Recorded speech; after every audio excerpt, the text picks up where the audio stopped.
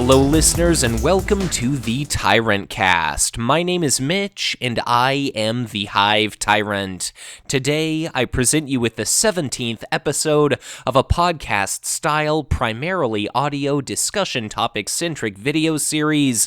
And for today's episode, Sam and I have decided to commemorate the release of Legions of Death by having our essence transferred into living metal, functionally immortal mechanical exoskeletons.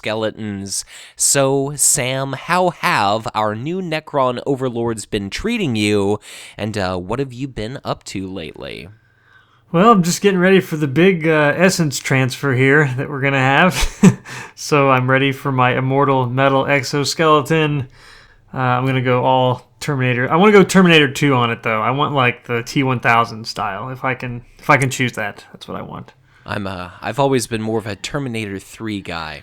Terminator 3, was that the one with like the hot chick that was the evil Terminator that was kind of like T-1000 on steroids? Or was that Terminator 4? I think that was 3. I just remember the talk to the hand. Oh yeah, talk to the hand. It's been a while since I've seen that one, but yeah.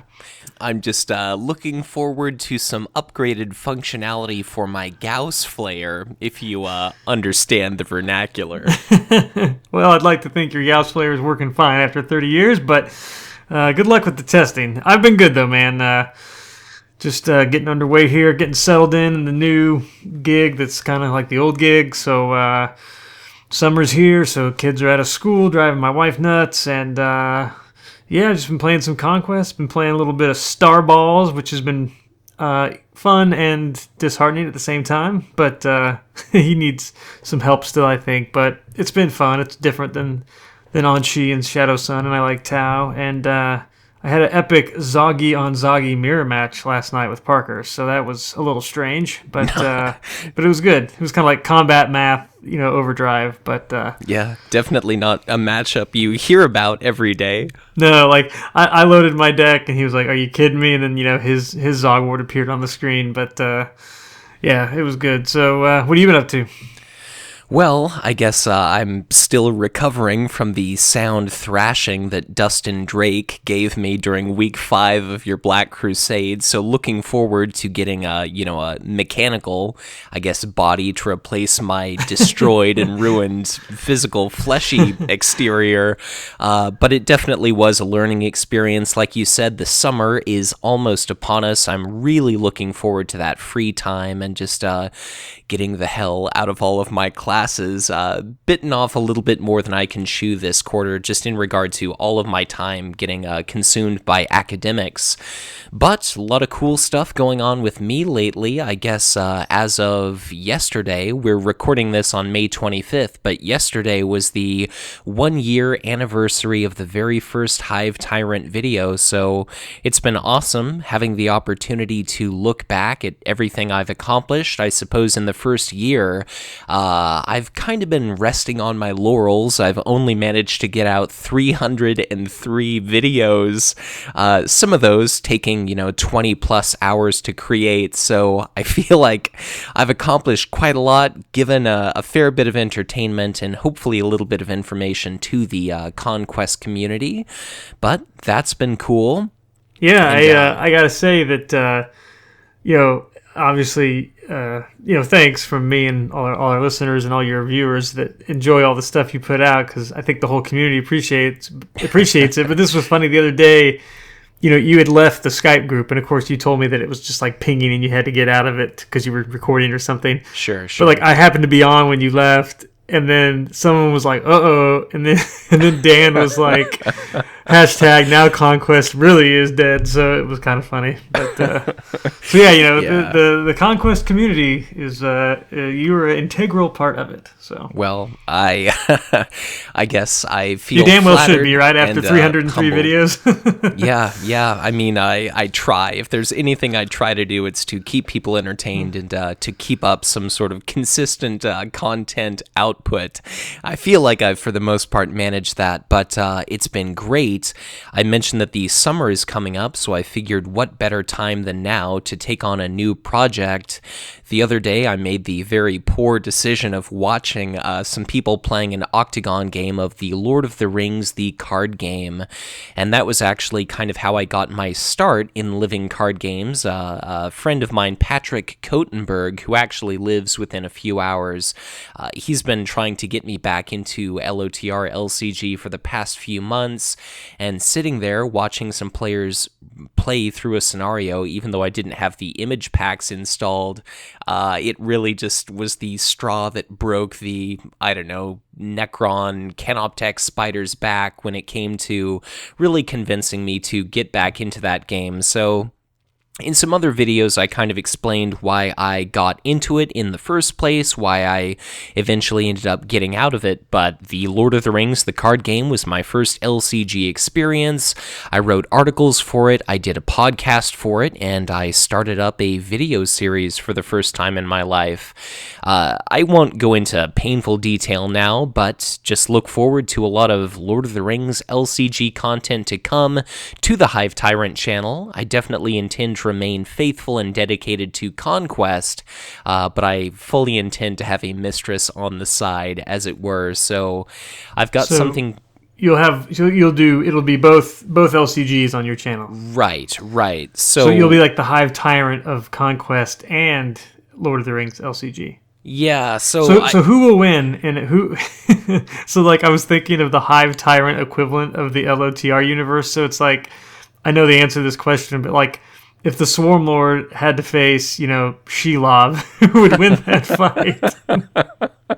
I'm not sure that would be much of a fight. If Samwise Gamgee can take her down, I got a feeling the Swarm Lord's going to tear her apart in a few minutes. Yeah, so I will confess I considered rebranding to the LCG Tyrant, but I don't know. I feel like, again, I should stay loyal to Conquest, and the LCG Tyrant just sounds horrible. I used to be called the 10th Nazgul back when I was part of the Cardboard of the Rings podcast and when I originally did videos. But just before we move on, I'll just say for anyone interested, because it is going to be consistently featured on this channel, just look forward to something called the LOTR LCG Progression Series, and because that game has been out for a total of 5 years as of last month, it's been around a hell of a lot longer than Conquest has. What I intend to do is kind of go back to the very original content, open up the core set, kind of explore all the different cards, play through the initial few quests, and then move chronologically through each and every piece of expansion material as if I were re-experiencing it for the first time. So the series I once did, called the Progression Series, kind of an aptly named thing, it was hugely popular, and the LOTR community has been absolutely ecstatic that it seems like I'm back.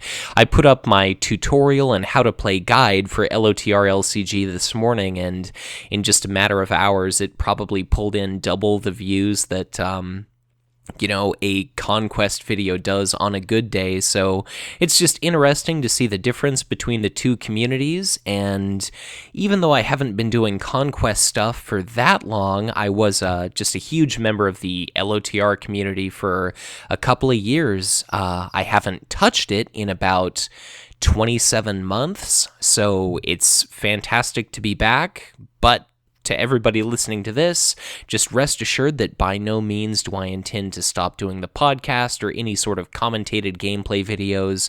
I'm going to keep doing what I'm doing, and I'll just have a little bit of a project on the side with my dear friend Matthew Dempsey of the Grey Company podcast, again for LOTR LCG, and it's going to be that. So the channel is going to be growing quicker and broader than ever before, and hopefully the quality is going to stay top notch.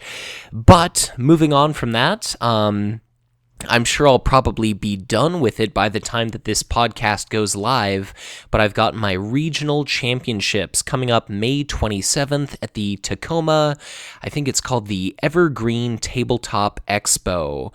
So I've never played Conquest in a tournament in person before. I don't really know how many people are going to show up, maybe 16 to 20 or so. All I really want to do is win top 8 and earn another playmat from my wall. But I definitely wouldn't complain if by some miracle and stroke of luck I end up being regional champion. But that's pretty much what's up with me for today's episode. We've got a hell of a lot to cover, even though FFG has kind of shut off the flood of news.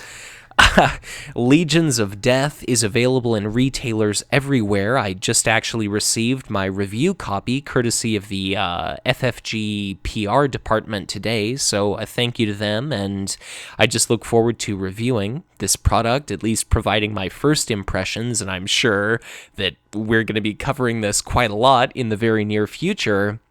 We also recently saw an article called Against the Great Enemy, which revealed the warlord of the 5th pack of the Death World cycle. It's an Eldar warlord named Jain Zar.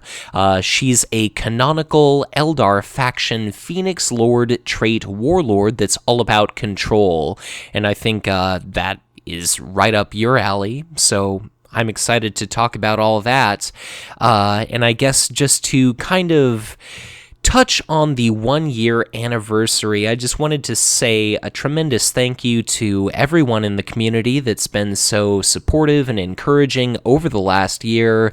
I started the Hive Tyrant project out of not really having a whole hell of a lot to do with my life, feeling pretty shitty about my situation, and this community has just been endlessly accepting and inviting, and I've made a ton of friends. So like I said, I've made 303 videos. Sam, you and I now do this podcast. We've hit 17 episodes, and just to throw out some analytics so I can look back on this episode maybe a year from now, we've reached a total of 151,000 YouTube video views and 1,452 subscribers. I haven't had the SoundCloud up for that long, but we've already amassed 15,000 views on that. I've got about 170 Twitter followers, and for Facebook, we're right around 600. So here's hoping that a year from now, things will just continue to grow. We'll continue to expand the channel. And of course, the bigger the channel gets, the more people are going to be exposed to both Conquest and Lord of the Rings. So if we can keep growing the living card game community, then that is going to be mission accomplished in my book. But, Sam, I think I've said enough. Why don't we break into our traditional Tales from the Tabletop segment and go ahead and regale our listeners with some tales of your conquests lately. All right, well, yeah, I had a great game.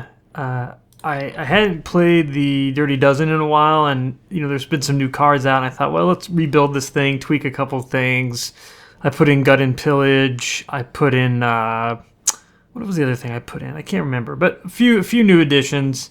And have you been trying out the Smash-A-Gun battery build? I haven't yet. I don't know if that's really right for the Dirty Dozen, but I do want to try like a Kugath or a Barstool Smash-A build. I haven't yet, so. Yeah. I guess as a deck where you maybe have 15 or so cards in hand, maybe my idea was not the best. Well, no, I mean, I typically don't have a lot of cards in hand with that Kugath deck, but the problem is I don't have bodies on the table to absorb the damage either. Sure. But yeah, so I was playing, I think I was just playing like a random guy on Octagon. I don't remember who it was, but turn 1 was his initiative. Farron was the planet. I played a Promethean Mine and a banner, and the Plaguefather's banner, and then I passed. I let him have the first planet, and I went to Taurus and took cards. Then turn 2, Aatrox Prime was the first planet. I played a Nurgling, I think on Taurus, which was, I think, planet 4. Or I guess now planet 3. But I played a Nurgling there, and I played another Promethean Mine, and then I passed. Again, I let him have planet 1. Again, I went to Taurus. I played Gut and Pillage at Taurus, so I took $3 from that, took 3 cards from Taurus. Yikes. And then I played Warp Rift. Oh, that's what I put in, Warp Rift. That was the other new card I put in. So I played Warp Rift, and then I moved Taurus so that it would be planet 2 instead of planet 1 next turn, because I guess it was planet 3 initially. And then Ossus 4 became what was going to be the next Planet 1. So turn 3, I let him have Ossus 4 because it was just a single green icon. It wasn't really doing anything to add to what he'd already had. Again, I went to Taurus. I played Gut and Pillage again, took $3, took 3 cards, played Calamity. All that I lost was the one Nurgling. He lost a bunch of stuff. Turn 4, I played Temptation, and I played, I think, a Berserker or 2 at Planet 1, which was now Taurus. So I went to Taurus. He let me have it uncontested. I took the $3, and he took his train over to Barless and set up there. So turn 5, I went to the last planet, dropping off my Nurgling and my Berserker, and I Warp Storm Planet 1. And he had some attachments, and he shielded a couple. But the reason I went all the way to the last planet instead of Barless, which was his win condition, was then I Warp Rift, Karnath, and what was the other thing? I can't remember, but I Warp Rifted again, changing 6 and 7, and that made Eloith the new Planet 1 for the next turn. Sure. So, again, I just screwed up his win condition. So then turn 6, I played Temptation. I pulled a Temptator, and I played Temptation on Planet 1, so that if he wanted to stack up units at Planet 2, the last planet, he was going to have to spend more money to do it. So yeah. He was kind of forced to deploy at 1. He went ahead and did it. He was kind of low on money, and I knew that, even if they were, I think he thought, even if they were all exhausted coming in, that his forward barracks would pay off because he was playing war. Okay. And I let him win 1, again uncontested, and then I played Calamity, and he was playing war, so he lost a bunch of stuff. So turn 7, I had out at that. I think I played I think turn 6. I had played a Gleeful Plague Beast and then my other 2 Berserkers, so that at turn 7 I had the Plague Beast and 3 Berserkers all with damage on them at that at the planet that was left. And because of those 2 calamities, and because of the fact that he was kind of sort of resource starved for most of the game, I dropped Caius Roth, and I made him discard 25 cards. Good it was God. It was the biggest Roth discard thing I've ever had by a mile. And he just had to get rid of so many shields, and he had to get rid of so much shit, Yeah. And he played a few units. Gleeful Plague Beast went off after command. Then I played 2 Archon's Terrors. He swung at Kugath to bloody me, but then I just cleared the board with my last attacker. I cleared the board, including bloodying his warlord, so forward barracks couldn't go off, and I won the game. Wow. Yeah, it was crazy. I didn't even win on icons. Every time he was about to win on icons, I Warp Rifted, and then so it just became a turn 7 win. It was either he was going to win on planets, or I was just going to win the last planet. And yeah, when I dropped Roth and made him discard 25 cards, he was just dude. That's nuts. It's like the Kugoth's dozen table flip deck or something. That just sounds outrageous. Yeah, it was really fun, though. Wow. For me, at least. Maybe not for him. Because it was one of those games I had no right winning, but it was fun.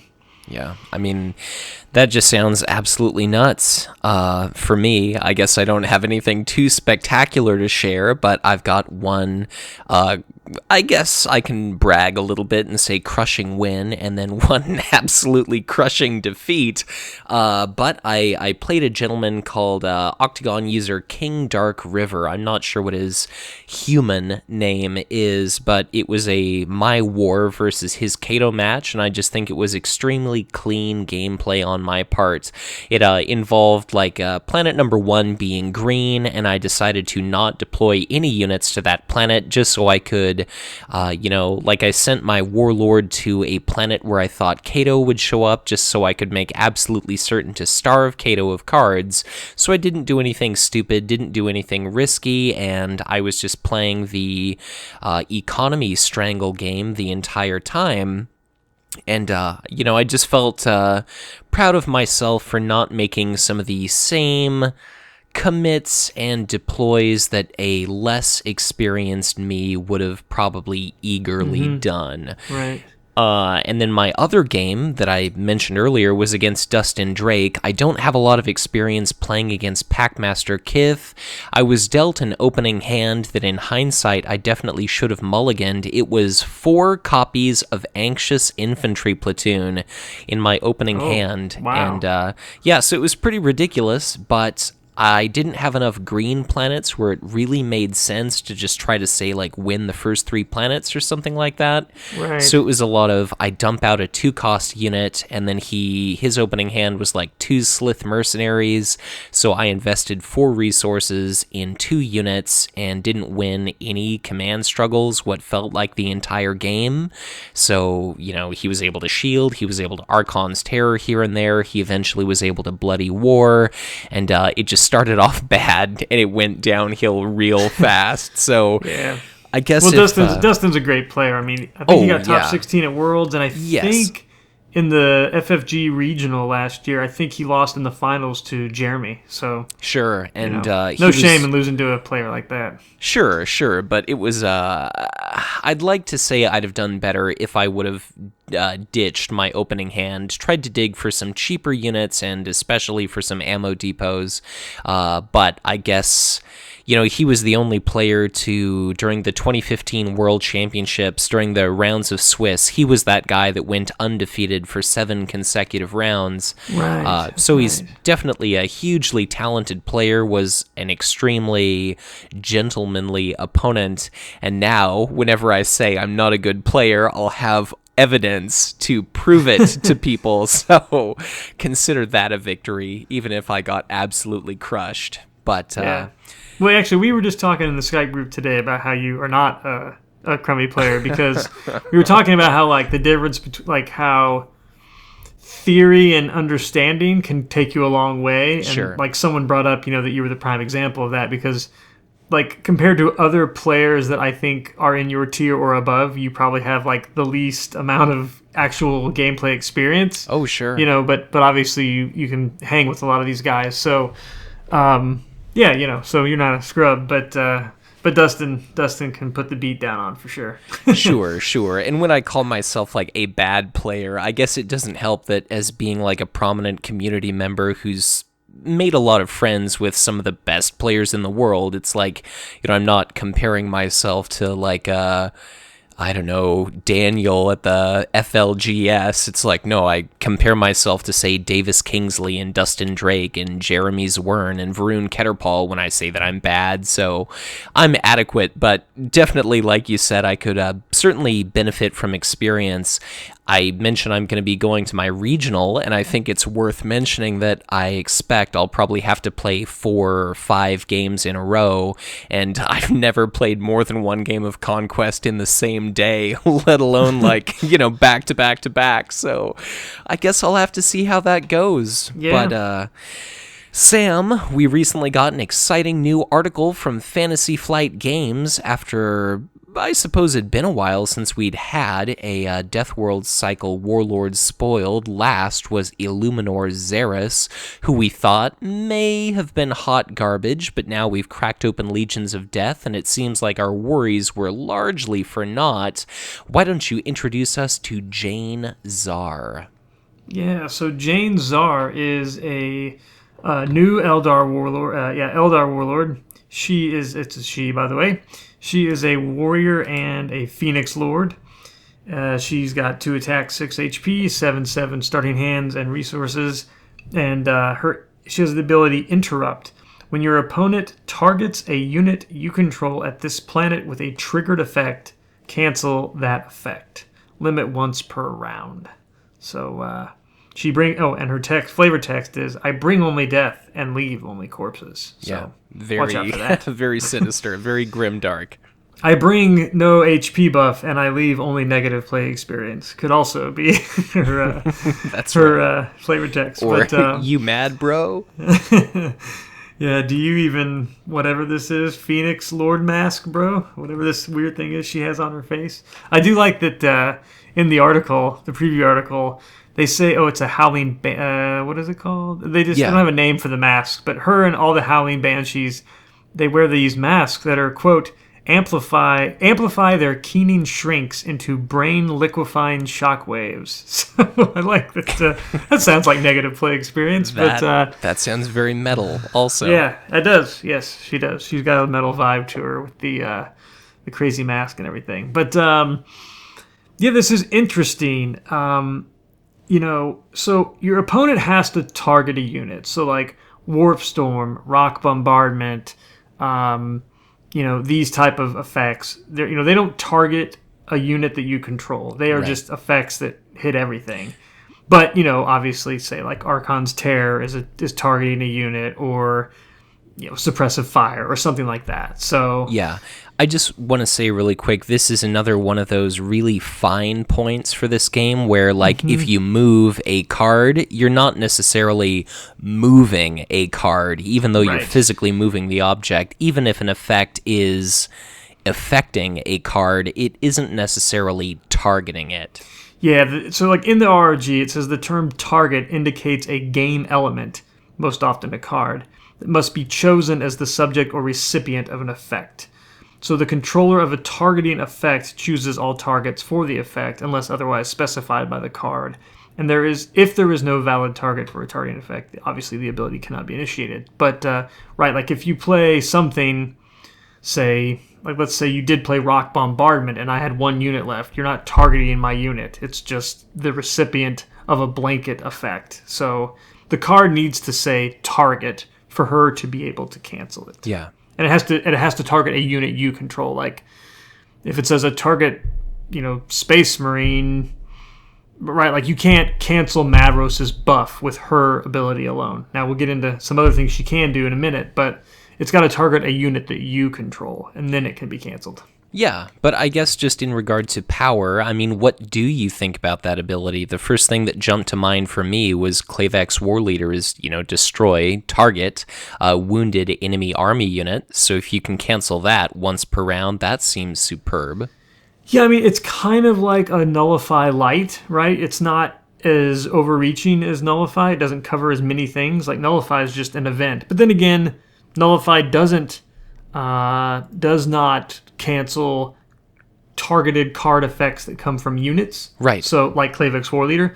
So it's kind of like a different version of Nullify. Sure. And the fact that you can pack 3 Nullifies in your deck, and if you have a 7-turn game, you can potentially do this 7 times or whatever. You can do it once per turn. Right. So it seems very good, right? Like just in a vacuum, this seems like a very good effect. And especially if you're running like elites, you can have 3 Backlash, 3 Nullify, and her, and then all the stuff of hers that we're going to get into with her signature squad. I mean, it seems pretty strong. So yeah.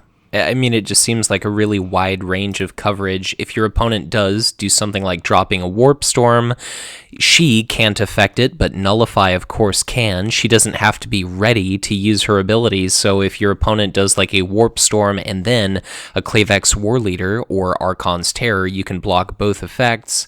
So it strikes me as pretty reasonable. I think what's really cool about her is, like when we talked about Epistolary Visual, he's very much focused on deep strike, and as such, he's really reliant on whatever deep strike cards we see as to whether or not he's going to be competitive and viable, because his ability is totally dependent upon those cards. For her, it's almost like you can just take her out of the Death World cycle and plug her into any existing card pool, and she's going to be, for the most part, just as powerful as ever. Like, she's going to be good potentially a couple years from now, because her ability, it's not like, Strachan gives +1 attack value, but maybe someday we'll see enough power creep that we'll expect him to give like +2 attack value to be competitive. But she just seems different, because that's such a potent ability in that it's kind of immune to the card pool out developing it. Right. One other thing to note with her, it's at this planet, which basically means if they do it in the deploy or the HQ phase, it's you're not going to be able to do anything about it with her. Right. So it's got to be command or combat phase for her to really do it, and obviously it's got to be at the planet where she is. But yeah. So she's potentially being exposed to a little bit of combat, and she herself has the warrior trait, so she can't really be protected by Dire Avenger Exarch. She doesn't really have any way to protect herself from things like Eager Recruit or Shadowthorn's Pillager, so I am really curious to see how fragile she ends up being. Yeah, I agree. I was just saying to someone the other day that I think it might be worth packing the Fire Warrior Elite if you ally with Tau, because you got to have something to keep her hale. Yeah. But let's get into our next card here. Well, I guess... Oh, yeah. You got one sorry, more thing? before we move on, I just want to clarify one more thing. Sometimes in this game, we see card effects like the Emperor's Warrant, one of my personal favorite cards, just because it's such a cool little combo effect, where the Emperor's Warrant is do X and then you do Y. So it's exhaust a target enemy unit at a planet without an enemy warlord. So I guess now that I think about it, this is kind of a crappy example because you couldn't use this card at a planet where the enemy warlord Jain Zar is sitting. But let's say if it was a card effect that does something and then does something else, if you cancel that first effect, the X, then you can no longer proceed with the Y. So, like Glorious Intervention would be a good example. Like they sack the unit to prevent the damage and then deal damage of sacked unit, right? Yeah, so long as Glorious Intervention says target. Yeah, well, that's a good point, but I'm not sure if it does. I can look it up real quick, but like the cost is still paid, so like you still have to sack the unit or whatever it might be. So Glorious Intervention doesn't say target, but listeners, even though Sam and I are failing to think of a good example, I'm sure that the point is getting across. If you cancel X, then effect Y cannot resolve. If you do not cancel X, you can still cancel effect Y. Right. So just something to keep an eye on. But I suppose now I'm ready to move on. And Sam, what's up with her signature unit? Her signature unit is a pretty cool little thing here. It's a 2-cost army unit, the Banshee Assault Squad. Warrior trait, 1 command, 2/2. So passes the vanilla test, but hopefully you never have to pay for this thing at all because it has the reaction. After you cancel a card effect, put this unit into play from your hand at a planet. So this is potentially very strong that you can like quasi-ambush this thing for free, and it just says cancel a card effect. So there's multiple ways she can cancel card effects, not just with her own ability, but even nullify cancels a card effect. So you have many different ways to get this thing in. So a 2/2 for essentially free seems pretty good to me. Yeah, it definitely seems like it. I was trying to glance at the RRG to see if card effect happens to... It says card effect is any effect that arises from the resolution of ability text printed on or gained by a card. I would imagine that battle abilities are also card effects. So if you're running her allied with Dark Eldar, Foretell might be a good opportunity for you to put a unit into play. I'm not 100% sure on that one, but I guess planet cards are cards. It would make sense if I would say card effect is... Yeah. So I think the logic checks out. Maybe rules lawyer K-Tom will have to say something about that, but this just seems like a hell of a card. You could put it into play for free. It swings for 2 if you've got a copy of Shuriken Catapult in your hand. If you've got the 2 resources to do that, then it could unexpectedly swing for 5. And of course, because you can trigger multiple different reactions off of the same triggering condition, it's theoretically possible that you could nullify something and then drop, 2, 3, 4 Banshee Assault Squads into play at the same planet.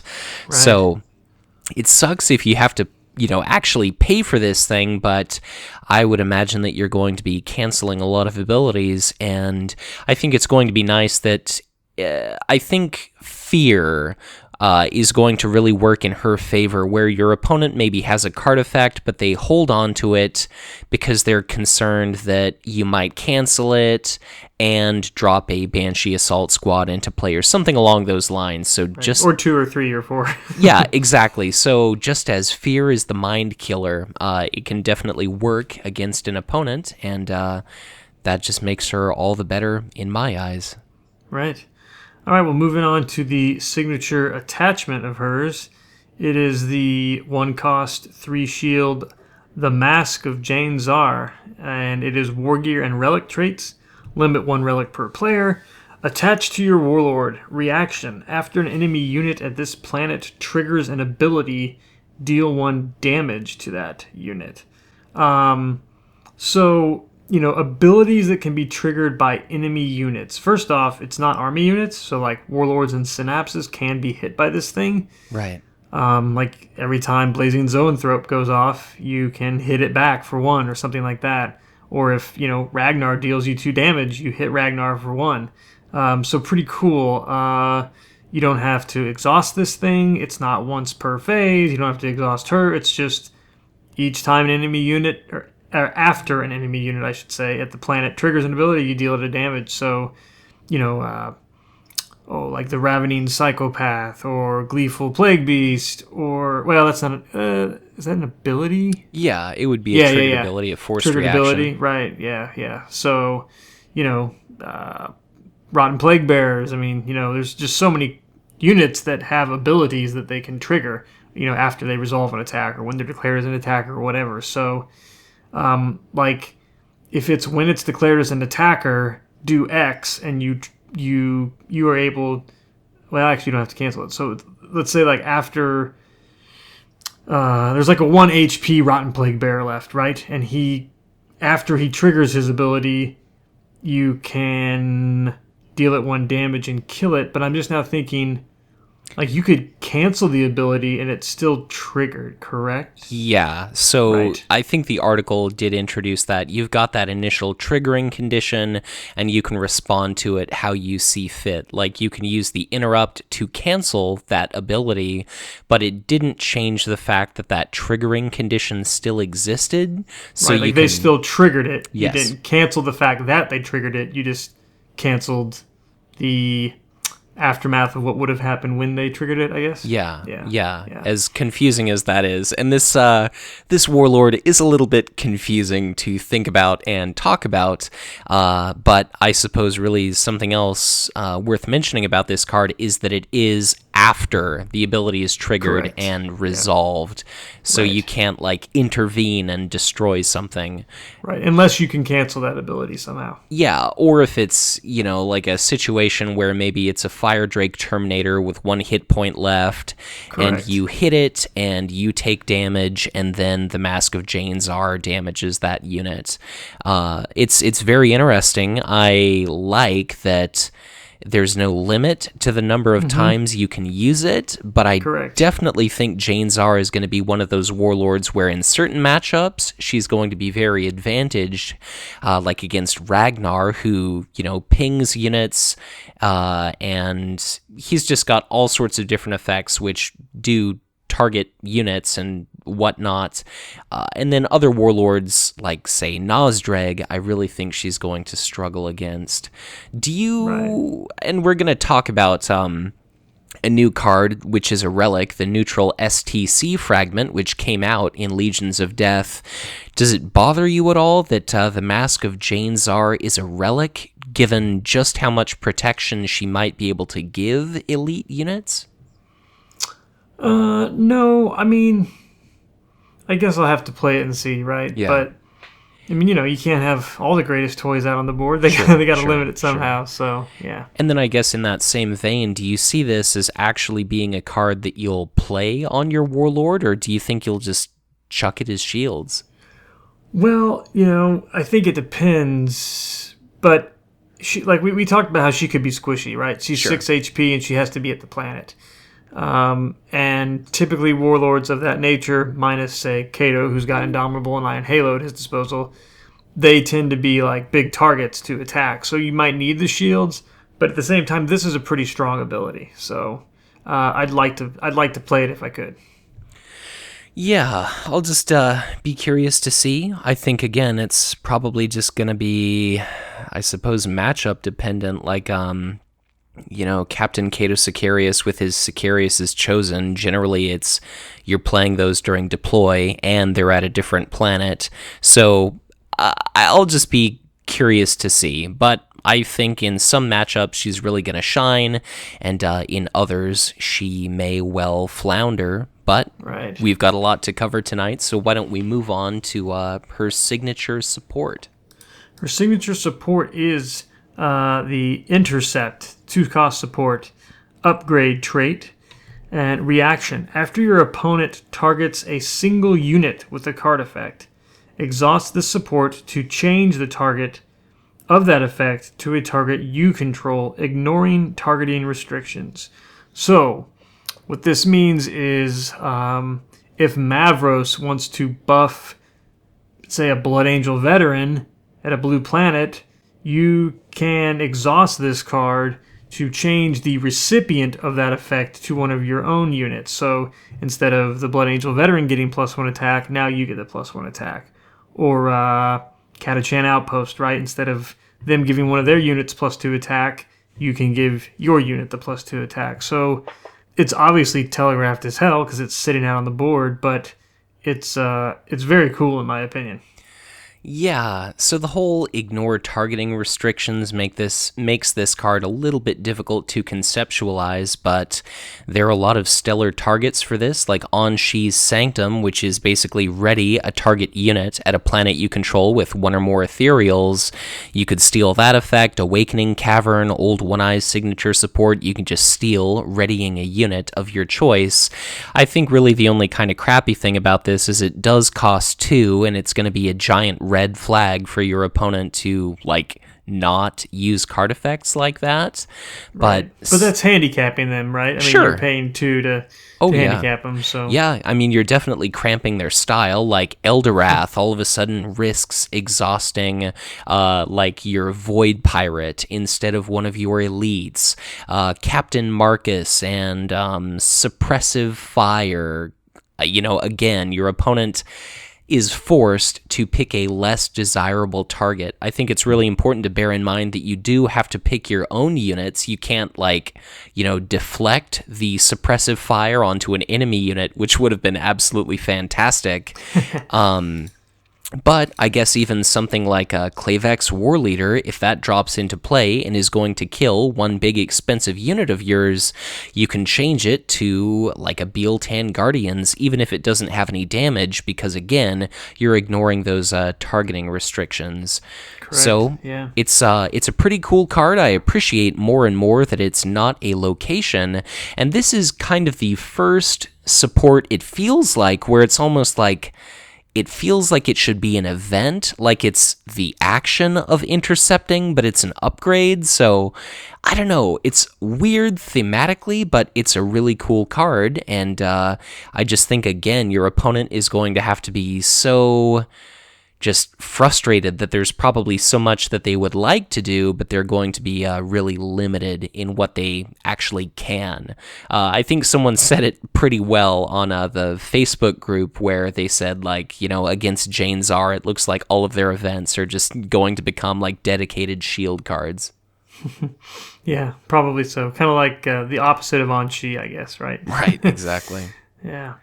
Well, next up, we have her signature event, the 2-cost, 1-shield Storm of Silence. It is power traded, and it has the interrupt.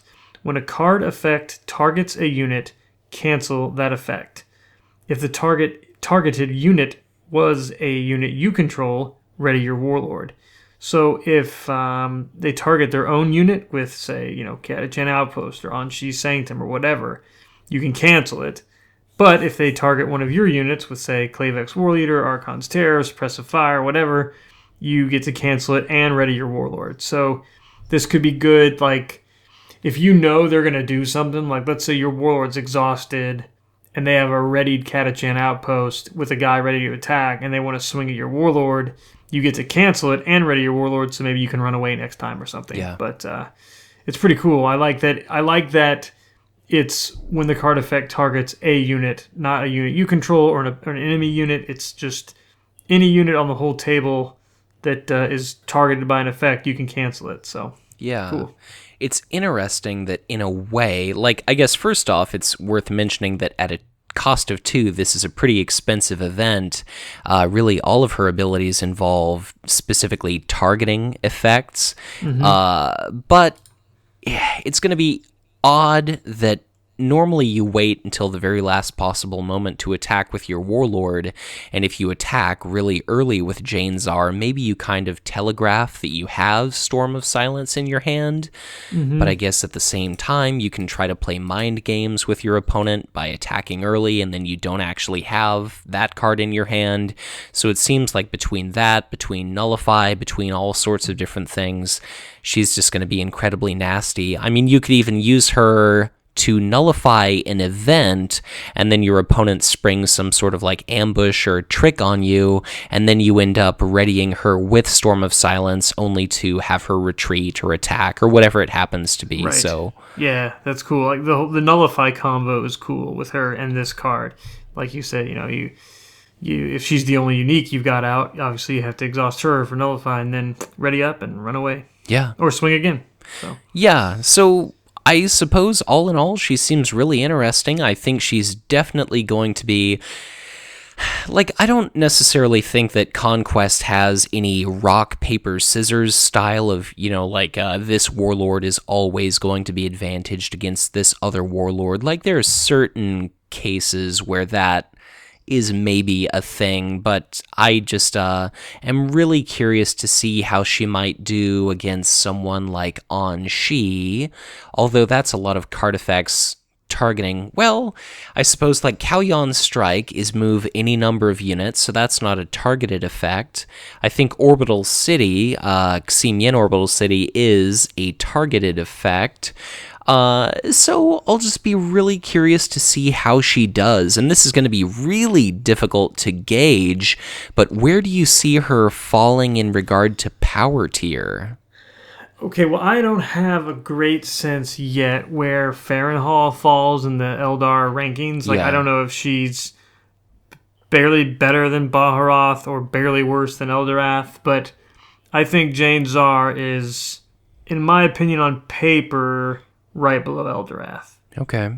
So I don't know if that's like tied with Farrenhal or above or below her, but I think she's better than Baharoth. Sure. And I think, her and all 9 copies of her, signature squad, it's canceling shit. And then if you're running an Eldar Elite deck, Backlash can cancel shit and Nullify can cancel shit. So it's like she can just be canceling out stuff left and right. And there's so many cards in this game, every game, that target or trigger or do things, and it's not just like I swing, you swing, I swing, you swing. That's not how Conquest is. And I think she has the potential to be very strong because of that. Yeah, I think particularly noteworthy, like, for example, we saw Grigory Maxim, the 4th Astra Militarum Warlord, which is going to come out in Pack 3, and for him, it was like, okay, I see what, Brad is going for here. I'll be curious to see what tanks come out to support his playstyle. This Warlord doesn't come out until Pack 5, and already it's like, okay, she seems totally solid, and then anything else which comes out between Pack 1 and 5 in the Death World cycle is really probably only going to feed more and more into this synergy. Like, I have no idea where she's going to be by the time she eventually comes out, but I think she seems relatively viable now, and I'm sure she's only going to be better and better from here. Yeah, and I'll tell you this, the mirror match with her is going to be a brain liquefier. I'll tell you that right now. So I suppose, let's see here. When a card effect target is, so I suppose canceling an effect isn't necessarily targeting a card or targeting an effect, so maybe it's just going to be really boring when she plays against herself. So right. Yeah. But she looks cool. So we got a few other cards spoiled in the fan here that they always do. There's 4 new ones other than her mask. And 2 of them you really can't see. You've got a 2-cost Dark Elder Cabalite Blackguard, and you've got a 0-cost 1-shield Astra Militarum event called Death Serves the Emperor. You can see a little text on that. It says something, something, something. You control is something, something, something. It's printed cost. So maybe after a unit you control is declared a defender or is destroyed or whatever, you can gain resources equal to its printed cost or something like that. I don't know, but or deal damage equal to its printed cost or something like that. So, and I will say, even though we can't really gain much knowledge from these cards, it's cool that previously we've had teased, and by teased, I really mean teased, it's only the artwork, that there's some new 2-shield, presumably torture trait event card coming out to buff Yuri and Rakarth. If this Cabalite Blackguard has the Cabalite trait, I think that's going to be a safe assumption. It's nice that, our Warlord cycle Warlords are still going to be getting card support. Archon Selene Morn, even though she feels new, it's heartening and nice to know that the developers aren't just going to be like, okay, they had their cycle, time to move on and forget about all those Warlords. Yeah, I don't think that's their intention at all. But of the cards we can see here, the first one looks pretty cool, and it has awesome artwork. It is... Well, Sam, the audio podcast rule. Attempt to describe said artwork.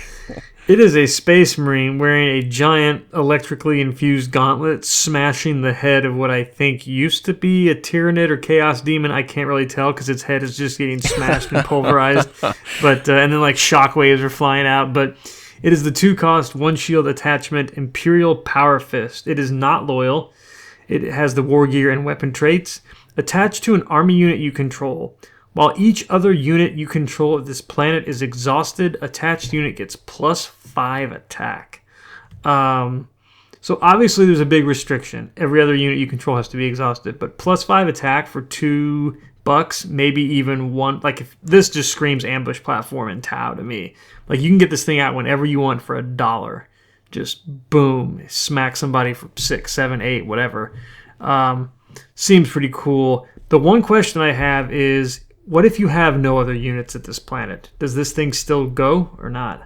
Yeah, and that has not been officially ruled upon. I always know that I could just message Brad directly, but I always feel awful about it.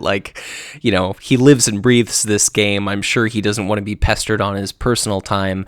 I would imagine because it says while each other unit you control of this planet is exhausted, as opposed to while you control no other, readied units. Yeah, exactly. While you control no ready units. It seems like it does imply that you have to have additional units, but if that's the case, like you said, your ambush platform trick, attack with 1 unit, it's exhausted, then drop this on your other unit. That seems incredible. You could even do hey, guess what? Eager Recruit. I drop it into play where I previously just had 1 unit, and then I attack with it, and then my Imperial Power Fist takes a swing. And I think that's just awesome from a thematic standpoint, because years and years ago when I last cared and played about, I still care about it, but when I last paid attention to Tabletop 40K, I believe any unit equipped with a Power Fist always had the lowest possible initiative, so they always had to attack last, but when they did, it was expect your monstrous creatures to die, because it quite literally packs a hell of a punch.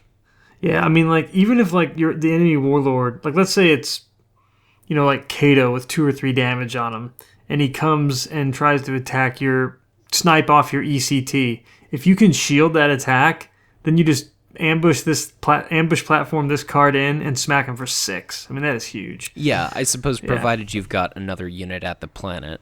Right. Or if the ruling goes the way we think it goes, in that no other units equals, everything else would be exhausted or whatever. So, well, I guess let the record show that I think you have to have multiple units at the planet.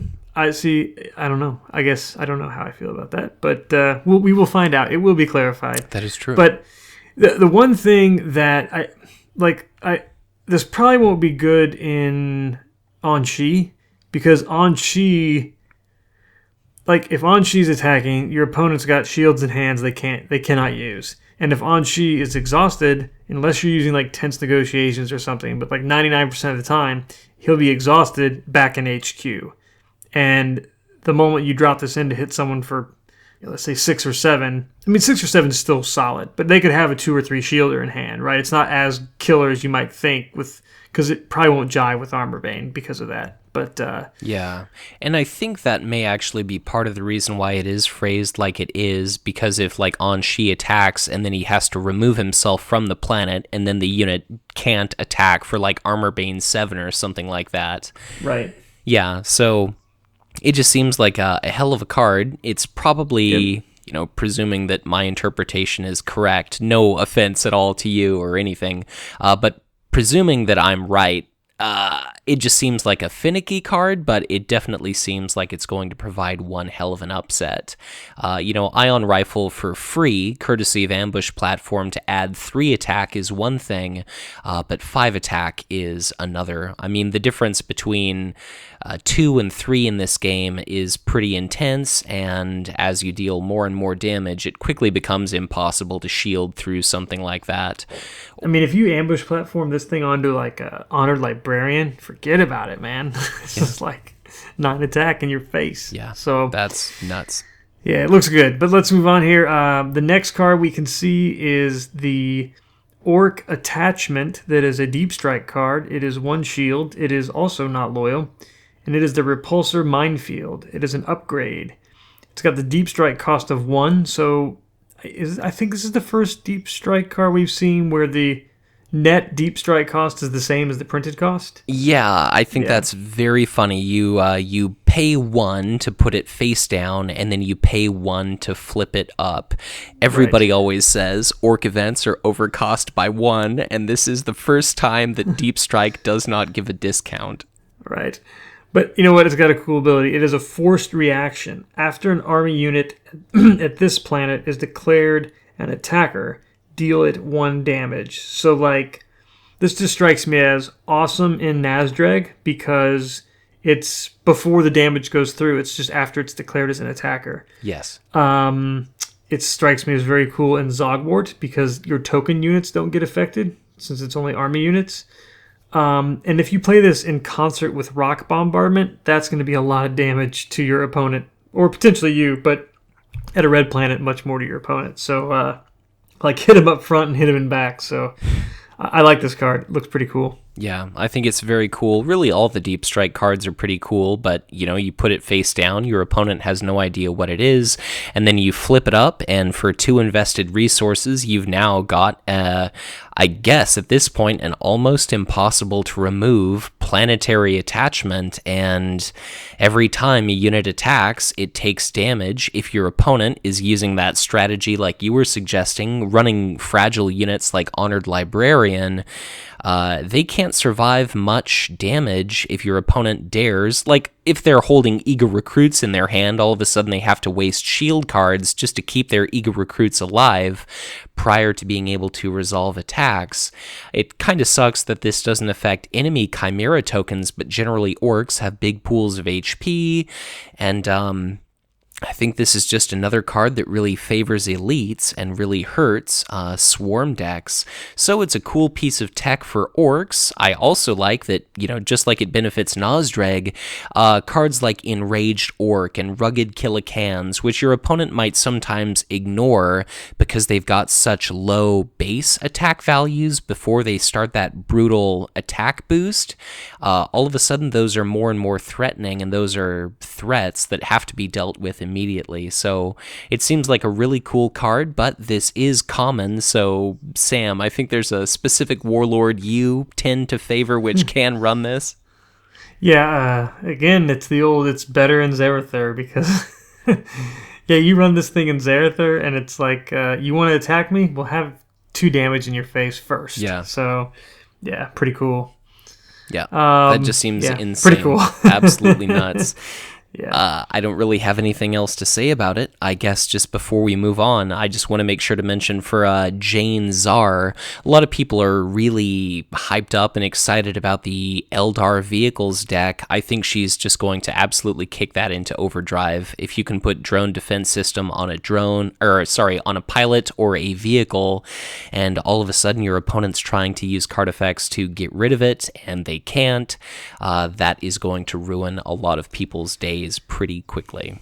Yeah, not to mention, I mean, I think I talked about this earlier, but backlash is a thing now, and if you can have backlash to protect your elites, and you can have her, her and her attachment and her events, well, not her attachment, but you got her 2 events and 1 support and nullify, so and backlash. You can really protect your elites with her. So she seems pretty strong. I mean, we've talked about how Chaos and probably Nids seem most favored to be these new elite decks we think we might see, but I think she could be right up there. Yeah, she's definitely a contender. But, Sam, I suppose we've still got an entire deluxe expansion to cover, so it's no secret by now, Legions of Death has been fully revealed. It's available at retailers everywhere.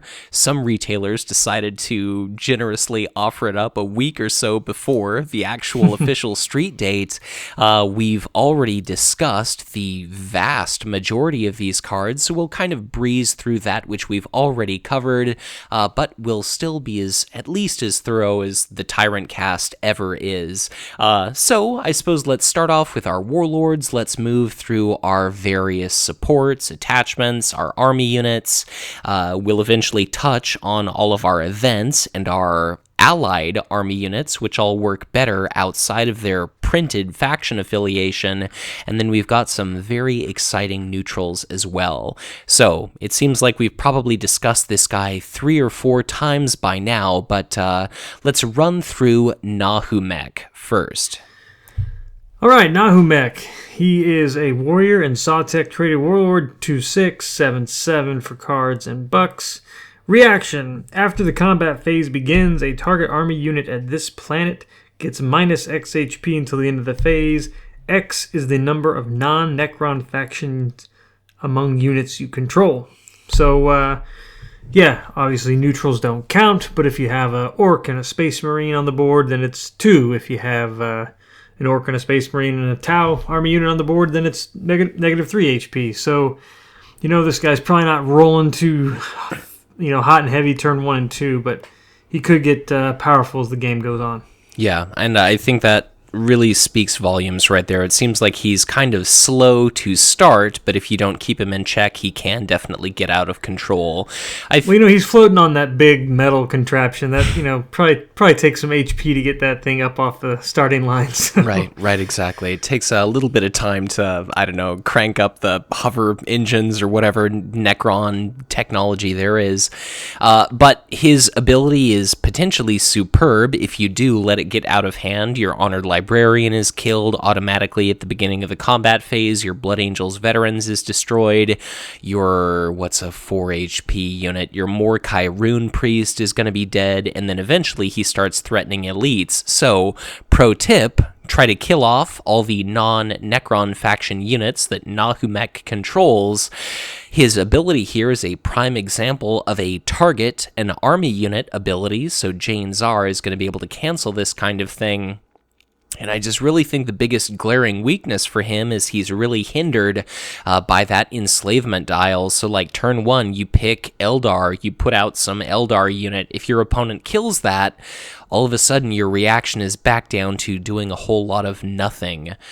He doesn't have the luxury that Anrakyr does of resurrecting units straight from the discard pile, so it just seems like he's going to take a lot of setup, and as we go through his signature squad here, it seems like there are a lot of card effects that really reward you for playing myriad non-Necron factions, and if you can only pick one per turn, if your opponent does stuff like Tzeentch's Firestorm to kill off your units to kind of decrease the number of different factions you control. If card draw isn't in your favor, or God forbid your opponent uses something like Daka or Smash-A-Gun Battery where they can kill off your units in mass, then I really think that can crush Nahumekh. So I like him in theory, but it seems like, as I'm sure we'll discuss, the Legions of Death box set is definitely a little bit more friendly toward Anrakyr than it is poor Nahumekh. But Sam, let's hit the rest of his signature squad. All right, 3-cost Army Unit, Destroyer Cultist, 1 command, 1/4, Warrior and Sawtek. This unit gets +1 attack for each non-Necron faction among units you control. So, until you get 2 out, he's like, at best, a Death Guard, whatever those horrible Chaos units are. Right. Death Guard Sentry, whatever. Infantry.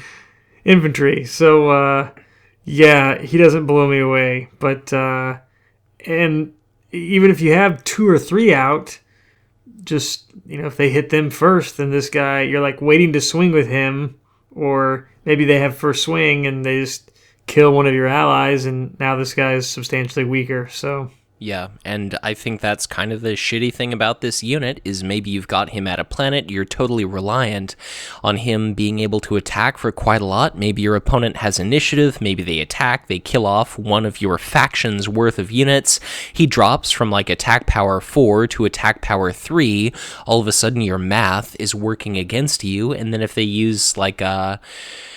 I don't want to use Tzeentch's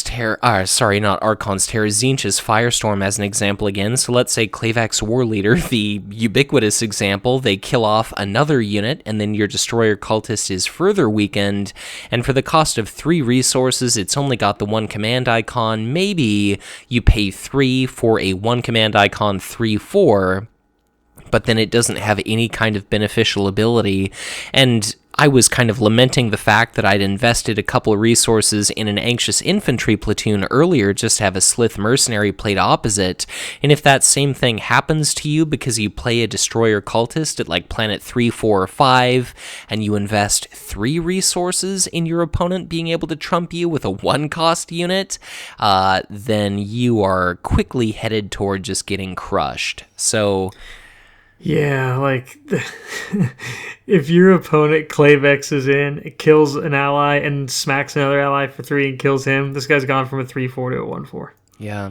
Yeah. I guess I will say Warrior could allow you to put an Elysian Assault team into play, but apart from that, there's not a lot of synergy with this guy, and I am not impressed at the moment with this unit. And before we touch on the other stuff, I just think it's so important to keep in mind that, if you get, like, crappy card draw, like, let's say you've got a bunch of units in your hand from the same faction, you can only pick 1 on your enslavement dial to put into play each turn. Maybe you don't manage to get a large number of different allied factions, or you do draw a bunch of different allied factions, and then you can only put 1 into play each turn, so... you just can't even generate the momentum required to make Nahumekh decent. So, again, I want to like him, but god damn if I'm not skeptical. Yeah, me too.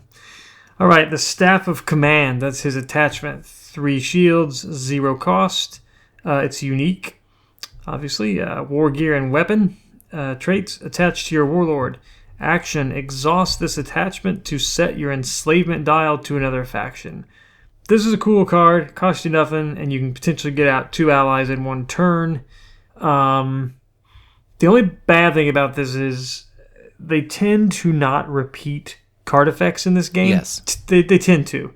And so I would say it is likely that we will not see another Necron card that allows you to change your dial mid-turn. But I could be wrong, and I hope I am. But I wouldn't be surprised if maybe there was like a unit, like some Slave Master unit, where it enters play, or it, there's some sort of trigger where you can change your dial as a one-time thing. But especially since this is a signature attachment, that and signature supports, those are really meant to be unique. So I would imagine we probably won't see anything too similar. I think the unit I described is pretty likely, but maybe apart from that, I don't really see much of anything coming out. And it's great if you get the Staff of Command early and you're in a favorable position economically to derive benefit from this, if you do hold multiple units in your hand of different factions. But again, if card draw is working against you, then maybe the Staff of Command just sits there on the field and really doesn't do anything. We do see a few different card effects that allow, like, you benefit from being able to pick the enslaved faction that matches your opponent, what they're playing, but I don't know. I guess, again, I'm just not convinced that this card is necessarily strong enough to really be incredible at this point. Correct. I agree. Moving on, his 2-cost support, Obedience. It's an upgrade. And reaction, after a phase begins, exhaust this support to move a non-Necron unit you control to a target planet. So I like this. I mean, it's $2, but whenever, any phase begins, so up to 4 times per round, you can exhaust this thing and move a non-Necron unit you control to a target planet. So maybe you've got a Blood Angel veteran at 1, and you win 1, and then HQ phase begins, and you exhaust this, and shimmy that dude right on over to what will be the next planet 1. So yeah, so I think it's very cool that this can react at the beginning of any phase. Like you said, you can avoid that whole it has to commit to the planet alongside your warlord and then it's exhausted thing. You can even relocate it to ensure that you're, well, not ensure that you're going to be able to win a command struggle, but there are some tricks you can do. Like if you have to pass early and then your opponent plays some economy unit someplace where it's trumping you, you could move one of your non-Necrons. So there are a lot of tricks you can do with this one, and for the cost of 2, I don't think you can really go wrong with it. It's an upgrade, so that's always nice that it's not a location. So it seems like it's a pretty cool effect, and I guess just because I've kind of been shitting on Nahumekh thus far, I just will say that I think his strength is his diversity, so I'm looking forward to seeing what can be done with him, and of the 2 signature cards we've seen thus far, I definitely favor, the 1 copy of signature cards, I definitely favor this one. All right, so his last signature card, it's the Event Hate, has the cost of X, and it's 1 shield, tactic trait. Deploy action. Destroy a target army unit with a faction symbol that matches your enslaved faction. X is that unit's printed cost. This is pretty strong. This is, I think, his strongest card. So, I mean, you got to pay the money to do it, but they can't shield it, right? So even if it's 4 or 5 cost unit, if it's probably going to cost you close to $4 or $5, if not more, to just field the bodies to kill that thing or play the events to kill that thing or whatever. So, and there's no shielding involved. So this is great if you sit down across the table from an opponent who's playing a deck that you have allies from, in your deck. If you don't, then you have to either hope for one of 2 things. Hope for the Staff of Command to come out so that you can play this, or 2, choose to have your enslavement dial set at the beginning of a turn, right, to not be able to deploy any of your units, but to use hate. So right, it's almost like you have to choose with your enslavement dial, am I going to be offensive with it and harass my opponent, or am I going to be like defensive, or am I going to try and generate tempo or something? Right, but I think competitive play wise, if you include say Space Marine, Dark Eldar, or Astra Militarum units in your deck, then you probably don't have to choose either or. You're probably just good to go. But Tau or Orc, or maybe whatever, something like that, where they're not as prevalent in the competitive scene or whatever, then you might have to make that choice. Sure. And I do think what makes this particularly powerful is you can use it, like, let's say some nightmare situation, like your opponent's got a Vior-La marksman at a planet, they've got initiative, it's range, they've got 3 copies of gun drones attached to it. For the cost of 2, you can just play hate and destroy that unit. And the same thing goes with like a Fire Drake Terminators. Granted, you've got to pay a lot to destroy that unit, but if they've got auxiliary armor on it, repulsor impact field, you could potentially save yourself a hell of a lot of, just pain and heartache by eliminating some big nasty unit. But the only problem is, this is a deploy action, so if you pass early and then they, lay down their gun drones or then they play their big elite, then that about sucks to be you. Yeah. Yeah, overall, I'm not that impressed with this guy, but... Yeah, so, if you disagree, you're encouraged to leave a comment below if there's anything I can do to trick viewers into engaging with these videos or just engaging with Sam and I'll try to do it. So do you think that Nahumekh is a bit of a lost cause, or... I don't know, is there like a failure to launch going on with this warlord, or are Sam and I grossly undervaluing him? I really think his strength does come from his diversity. He can run any number of, scouts from different factions and maybe get a Tombblade squad up and operational, dancing all around the board, killing off myriad 1 HP enemy units, but... I'm sure in some games he's going to be awesome. I know a semi-local friend who's going to be showing up at that regional on Friday, and I think he's going to be bringing Nahumekh, so... all right. Maybe I'll end up getting stomped by Nahumekh, or maybe I'll end up preemptive barraging him into oblivion. But we'll have to see. And I guess Necron Warlord number 2 is going to be Anrakyr the Traveller. So he's got the Soldier trait. He's a 2/7. He begins with 7 cards as well as 7 resources. He has Deploy action. Deploy the topmost unit card in a target discard pile. Limit once per phase. So, Sam, what do you think about this guy?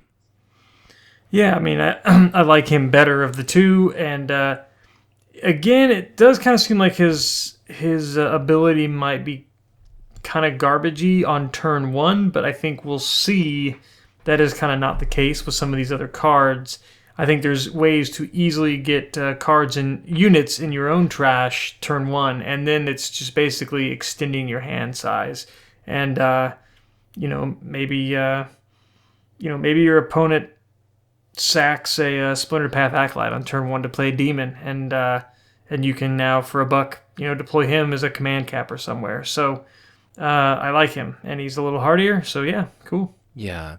Whereas Nahumekh runs multiple factions, it definitely seems like Anrakyr is more mono-Necron friendly.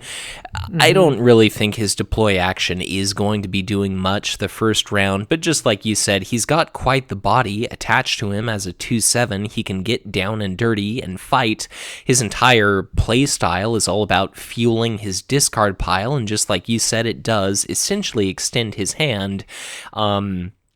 I think even if you're kind of getting choked out by your opponent, or you get a bit of a lackluster card draw, in Conquest, units are going to die. It's kind of it's an unwritten rule. Units are going to be in discard piles. Even if you don't draw army units, you're always going to be able to put at least something into play because of Anrakyr, whether it's in your discard pile or your opponent's. I really love that you can use something like we've mentioned before, a Mystic Warden each and every round for free. You can put a 2/2 at the first planet that you know is going to be able to fight, and then the next round you can bring it back into play.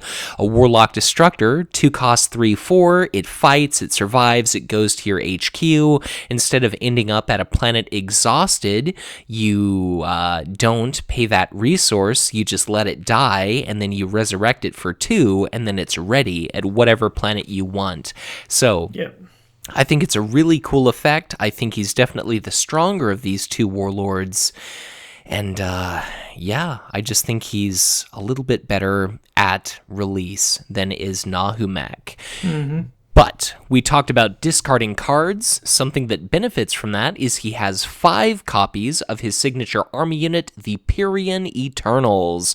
For the cost of 2, they're a 1 command icon 1/1. They have the soldier trait, and for each card named Pyrian Eternals in your discard pile, this unit gets +1 attack and +1 HP. So it sucks if you draw, say, 5 of these in your opening hand, but they quickly get pretty decent pretty fast, and yeah, I don't see a whole lot not to like about these guys. Yeah. Yeah, I mean, they stink early, right? But if you get a few in the trash, then even if you get 1 in the trash, then he passes the vanilla test. And I think it was our friend Guy Lev who said play Wrath with Anrakyr, because then you're forcing them to discard stuff, and then you can discard stuff of your choice. So if you do have a big hand later in the game with maybe some other cards you want in the discard, or maybe you've got 3 of these guys in hand, then discard 2 of them and put 1 out, and now you got a 2-cost 3/3. Yeah. I think the first round Inquisitor Caius Roth is absolutely devastating with Anrakyr, because you play Caius Roth, then you're down to, say, 6 cards. You discard 2 cards. Maybe one of them is going to be a Pyrian Eternals, or maybe 2 are, or maybe you just decide to ditch a unit, and then all of a sudden you can use your deploy action to deploy one of your units from your discard pile as if it was in your hand. So Inquisitor Roth hardly hurts you. You benefit from having a large number of units in your discard pile once we get to some of our other army units. So it just seems like Anrakyr is super flexible, and with those Pyrian Eternals, let's say you do accomplish that dream scenario where you've got multiples of these in your discard pile. If you've got 3 in your discard, one of them is going to be a 4/4 for 2. If you've got 4, then it's going to be a 5/5 for 2. If that dies, then during the next round, hey, guess what? Deploy action, I'll pay 2, and I'll put it back into play, and now I'm getting some incredibly efficient unit for its stats for really an unbeatable price. So this strikes me as a very awesome unit. You probably just don't want a ton in your opening hand. Correct. But next up, we've got our first discard effect. It's the signature attachment, the Pyrian War Scythe.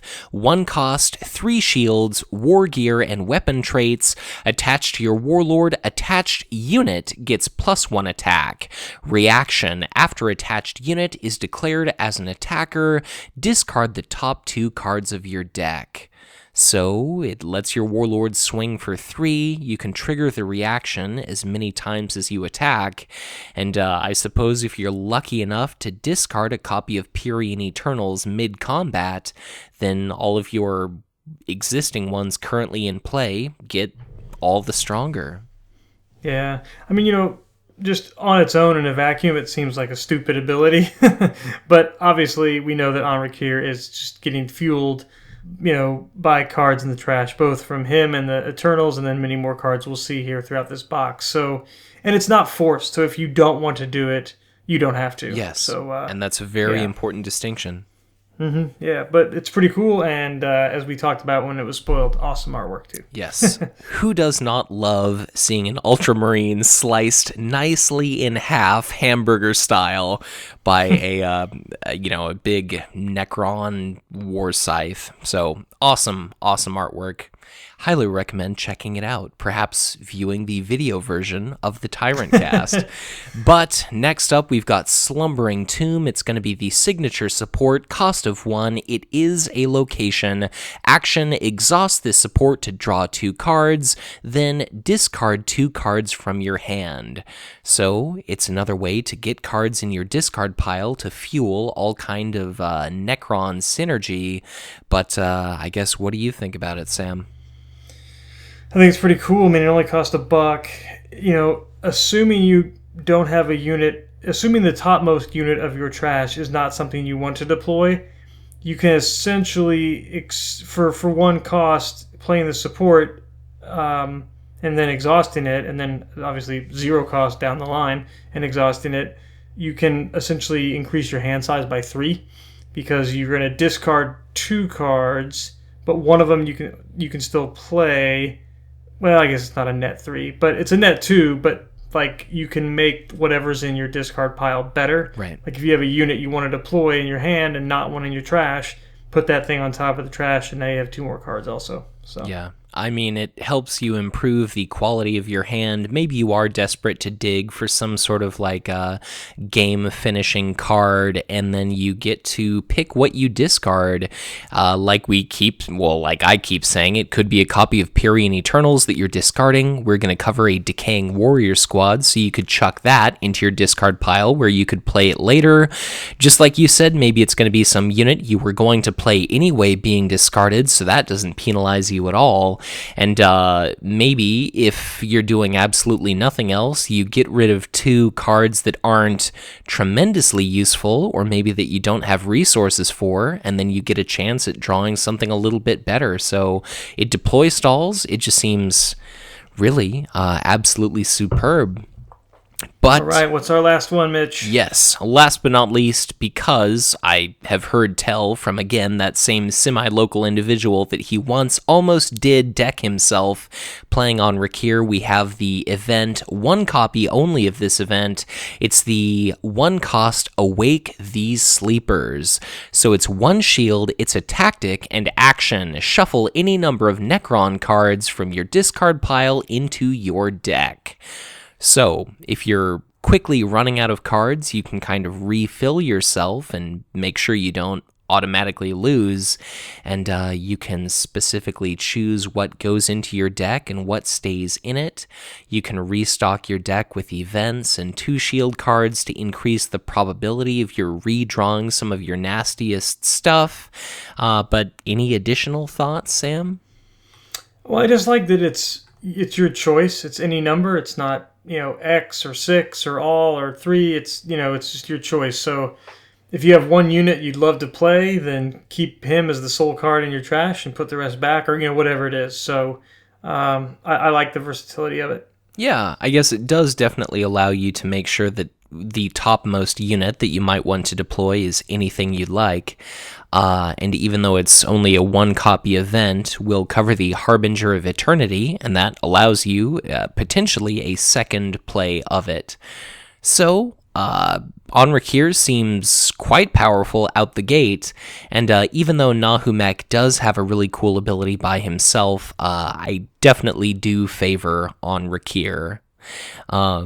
But I suppose, again, dear viewers, let us know in the comments, do you think that Anrakyr is indeed hands down the better of the 2 Necron warlords? And if you do think that is the case, what does Nahumekh need to make him a bit more viable? And just if you have any thoughts on playstyle, whatever else, be sure to let Sam and I know. I suppose Anrakyr, what I like about him is just he can do so much. As a 2/7 warlord, you've got flexibility to send him pretty much anywhere, whereas Nahumekh, sometimes his ability might be irrelevant. Like if you send him to a planet to attack some sort of enemy unit, like a, let's say maybe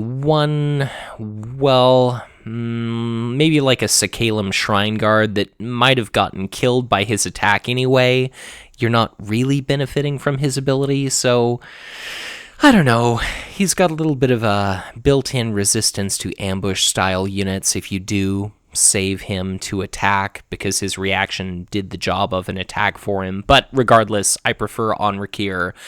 But now that we've once again recovered our warlords, Sam, why don't you introduce us to our supports?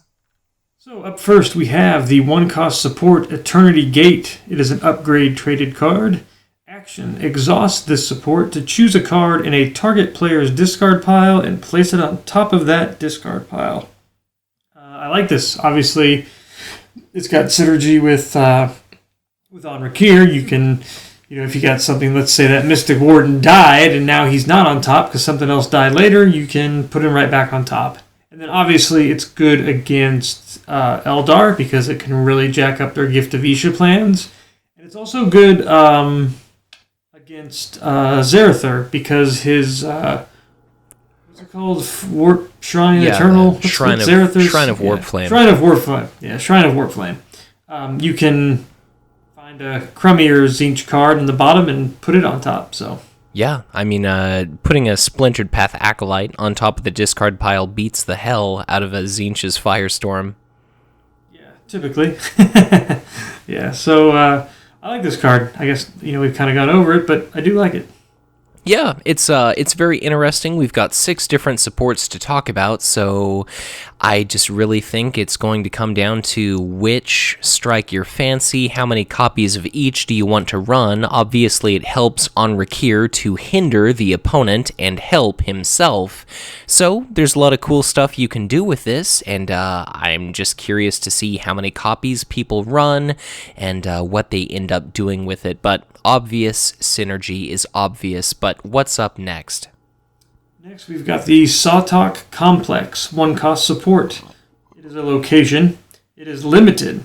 Reaction. After you deploy a unit from a non-Necron faction, if you control no other units from that faction, gain 1 resource or draw 1 card. This seems interesting. I don't know how great it is. It seems good in Nahumekh. It seems... I guess it could be good in Anrakyr. Like, you probably have 1, maybe 2 ally choices in Anrakyr. It's limited, but I do like that you could have 3 of them out. So, you could deploy 1 Warlock Destructor, and this thing triggers 3 times, and you get like $3 return or 3 card return. So, I don't really think it's a 3 of, and even if it is, it's unlikely you'll see all 3. But kind of a cool card. Yeah, I think what I do really like about it is the Necrons don't have a lot of limited cards at the moment, and especially limited cards that you'll be running in high numbers. Like, they've got Promotion, of course, and they've got the next support that we're going to be talking about, which do occupy that limited slot. But if you're doing that recycling, a Warlock Destructor trick, just like you said, or Mystic Warden, that works great with this. I've mentioned before, like, the Eager Recruit trick with either Warlord is, let's say during the combat phase, you ambush an Eager Recruit into play, you go from no Space Marines to 1 Space Marine, you can trigger 1 or more copies of your Sawtech complex, your Eager Recruit ends up being killed, and then you can play another Eager Recruit and benefit again. This costs a card and a resource, but if you're drawing cards consistently, it pays for itself pretty quickly, and unlike the faction-specific army unit resource cost reducing supports, it seems like this has much more ability to pay for itself. But even, I suppose, really with either Necron Warlord, you're probably not going to be playing a huge number of different factions, and especially Nahumekh is going to be wanting to keep those alive. So your opponent is obviously going to be working against you, but I guess, again, I'm just curious to see where the sweet spot is for this support when it comes to, is it worth running, and again, how many copies are worth including. I do think, too, it's cool with Anrakyr, like, it's deploy a unit, so, like, that means you could, from your opponent's discard pile. Yes. So you could, deploy their Honored Librarian and then gain $1, or draw a card if you have no other Space Marines. And then if Honored Librarian might be a bad example, but if they end up killing that Honored Librarian, then you can just, if he's on top of their discard pile, bring him back the next turn and get another little return on your investment. So yeah, so certainly there's no dearth of options here, but as we continue to go through our non-signature cards, what is next? All right, next we have a previously unspoiled support, the Time-Worn Stasis Crypt. 1-cost support, location, it is limited, and it has the interrupt. When you deploy a Necron card, exhaust this support to reduce that card's cost by 1. Yeah, I don't know if this is that much better than all the faction-specific cost reducers. It might be a little better in that it's just a Necron card, so right. It doesn't have to be a unit, but it's unique. So I don't know. I'm not sure what to think about this. Although I like the artwork a lot. So. Yeah, I'm at a bit of a loss for this one. Normally, people say the faction-specific army unit resource cost-reducing supports don't pay off quickly enough to be really worth the investment. It's one resource, but they do cost a card, so you've got to trigger them multiple times in order to really derive benefit. This is susceptible to destruction, particularly susceptible because it's a location, and you have to exhaust it to use its ability, and you've got to play multiple cards before you really get any benefit from this. Like the first time you play a Necron card, I guess, let's see here. So when you deploy this, it's a triggering condition, and interrupts occur immediately prior to their triggering condition. So could you deploy this card and then it triggers off of itself, even though the triggering condition happens prior to it entering play? I guess. I don't know. I don't know the answer to that. Yeah, so I'm not... I'll have to... Yeah. So I'm at a bit of a loss there, whether this can key off of itself. I would assume maybe it can't, because I think Kabalite Harriers is a reaction which occurs immediately after the triggering condition. So I think... my preliminary thought here is this cannot trigger off of itself, but suffice it to say, you've probably got to play one other Necron card to benefit from this, to drop it to effectively 0 cost, and then people generally value a card at about 2 resources, so if you've got to trigger this maybe 2 or 3 turns to even just break even in the first place. I'm just not exactly sold on any of these cards, regardless of how long a game either of our Necron warlords want to play. Yeah. All right, next up we have Weight of Aeons. It is the upgrade one cost support upgrade trait. Reaction. After a phase begins, exhaust this support to have each player discard the top 2 cards of his deck. So... this seems like a Anrakyr card. You obviously want more stuff in your trash, and then it hurts them to obviously discard their own cards. It's not unique, so you can, for the cost of $1, you could easily get 2 or 3 of these into play, and kind of semi-mill your opponent down while benefiting yourself. Yeah, I mean, maybe you fill up your discard pile with army units that allow you to hit that 6-unit threshold that a couple of our more expensive Necron units who we're going to cover require to, trigger their final form, as it were. Maybe you get Pyrian Eternals in your discard pile. Maybe you get the Decaying Warrior Squad that we'll talk about, which you can deploy straight from your discard pile. So I think this works perfectly, especially for Anrakyr, and it can potentially block your opponent's Gift of Isha and their Shrine of Warpflame and all manner of other card effects. So this seems pretty reasonable. Again, it's just a kind of... I don't necessarily want to call it a marginal effect, because it can happen each and every round, but it's not incredible, and it's a support, which doesn't help you generate tempo, so I'll just wait and see how many copies of what Necron players play. Right, yeah. All right, next up we've got the Master Program. It is a unique 2-cost support upgrade, upgrade trait, and then action. Exhaust this support and sacrifice a drone card to remove all damage from a target Necron Army unit you control and ready it.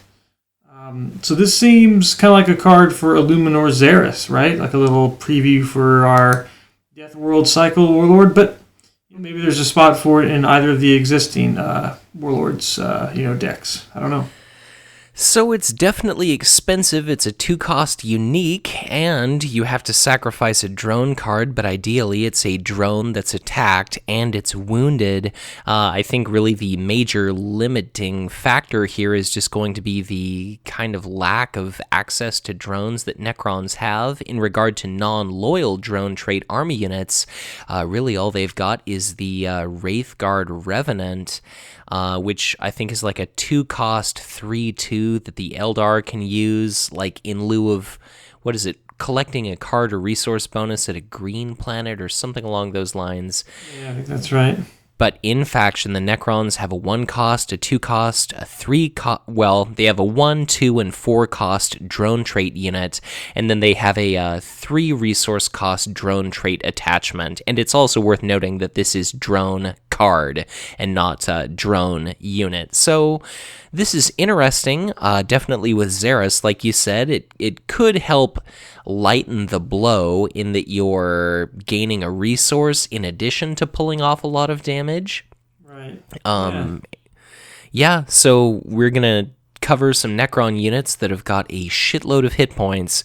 So this could be okay, but for the moment, it is a staggeringly expensive effect. Yeah, it does seem that way for what we've currently got. But I guess one final thing is you can sacrifice a drone anywhere and heal a unit anywhere. So that's another thing that definitely works in your favor. No, that's a good point. It doesn't have to be at this planet or whatever. So right. Good point. All right, and last up, we've got for supports, we've got the 3-cost support Particle Whip. It has got the artillery and upgrade traits, and it has the headquarters action.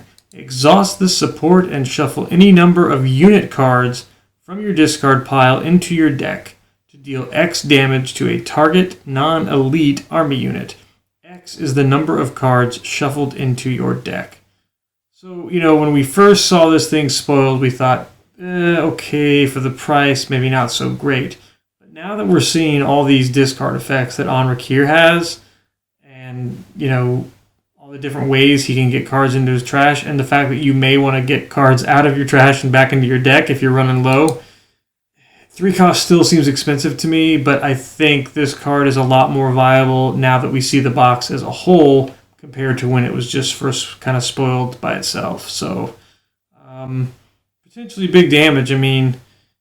Shuffle. You're going to have units in your discard pile, and it's any number, so if you haven't seen their 3 shielder and they have a Blood Angel veteran across from you, then just shuffle 7 units back into your deck and that thing is dead. So yeah, pretty cool. Yeah, I definitely think it's come into its own relative to when we first saw it. But let's say you're playing on Anrakyr, you've got your Pyrian War Scythe. Each time your Warlord attacks, you're discarding a couple cards. His signature support, you can discard a couple of cards. You can make sure that they're army units, potentially.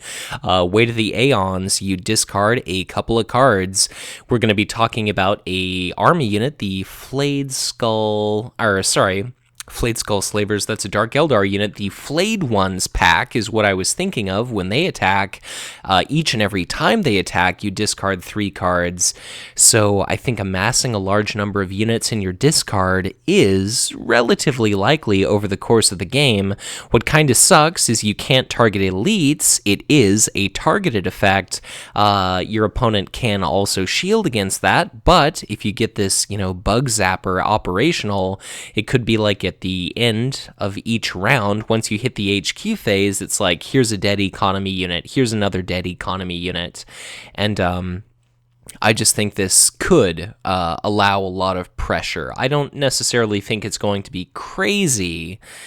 Like something along the lines of Smash-A-Gun Battery strikes me as radically more powerful, but I still think this could prove to be a giant pain in the ass for your enemy. Yeah, I think so. Well, Mitch, why don't you take us through the attachments? Sure. Well, I suppose starting with the cheapest and going to the most expensive first, we've got my aforementioned Gauss Flare. It's a 1-cost attachment with a shield, its war gear and weapon trait, attached to a Necron faction army unit, combat action. During a battle at this planet, exhaust attached unit to give a target enemy unit at this planet -2 HP until the end of the phase.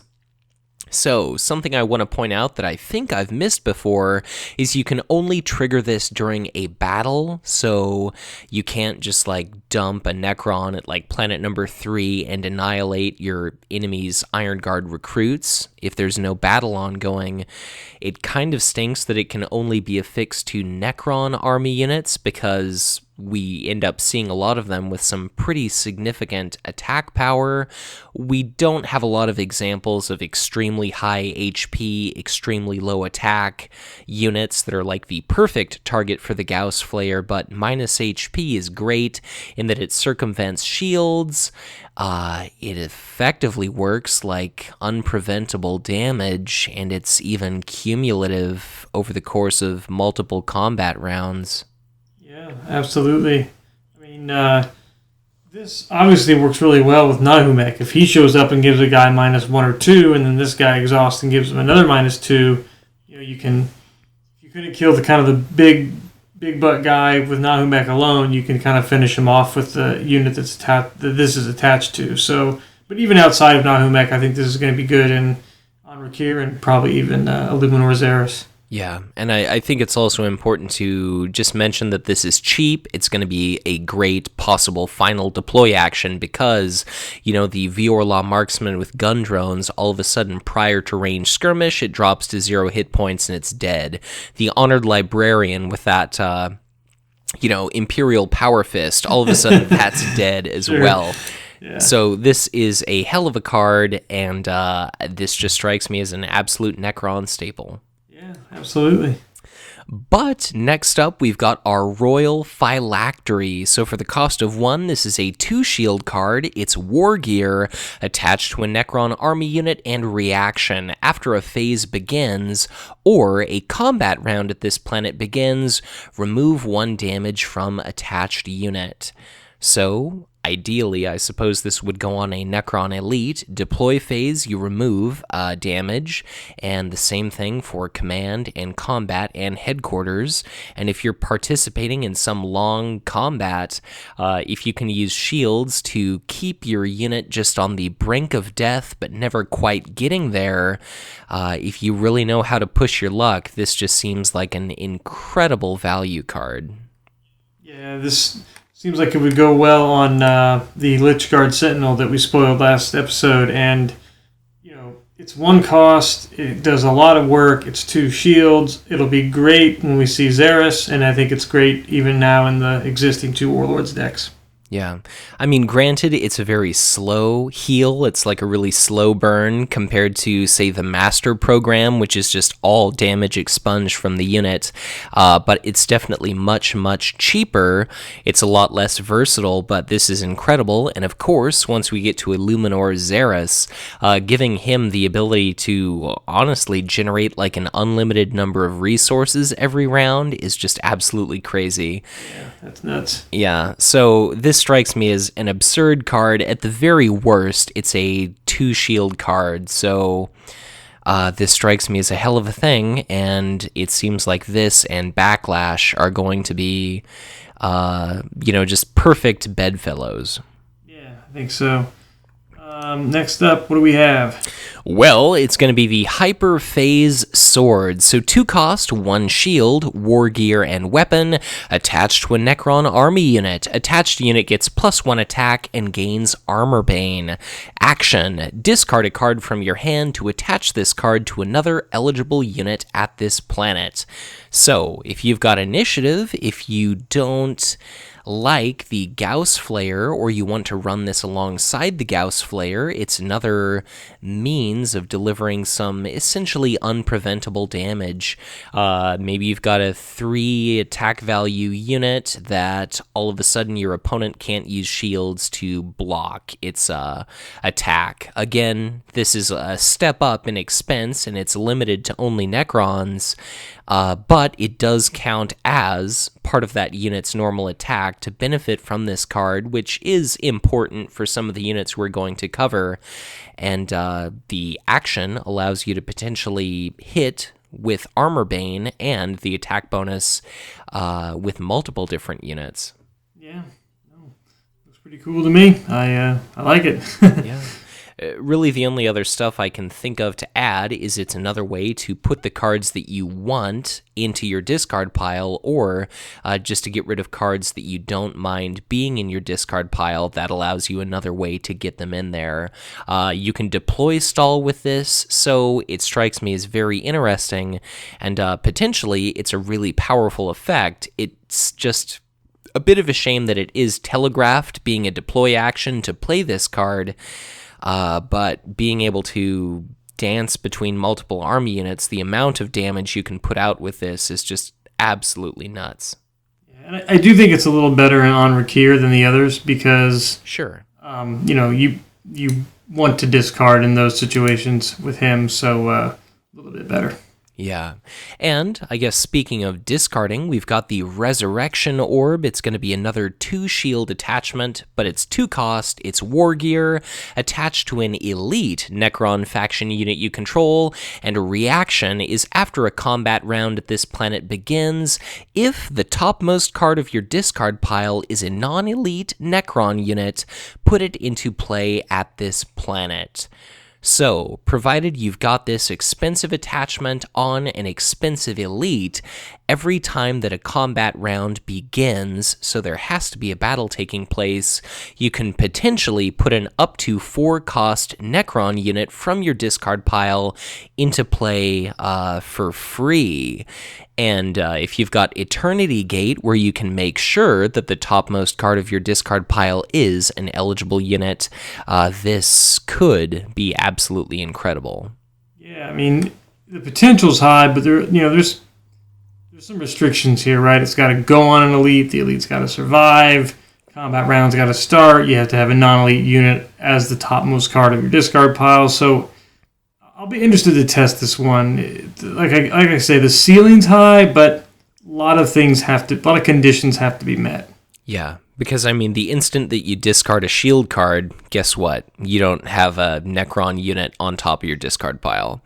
Or the instant that you play an event or something like that. There's some tricks to get around that, like I mentioned that Way to the Aeons.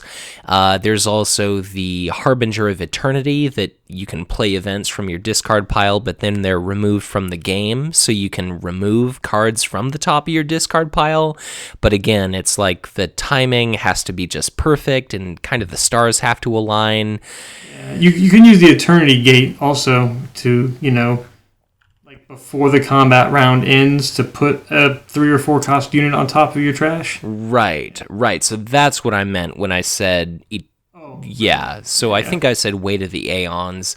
That's what I meant to say. I guess something you could do is you could trigger something like Way to the Aeons to, take a gamble that you're going to be getting an ideal card at the top of your discard pile. And of course, if you're playing Nahumekh, the odds are you're probably going to have a non-Necron, non-elite unit on top of your discard pile.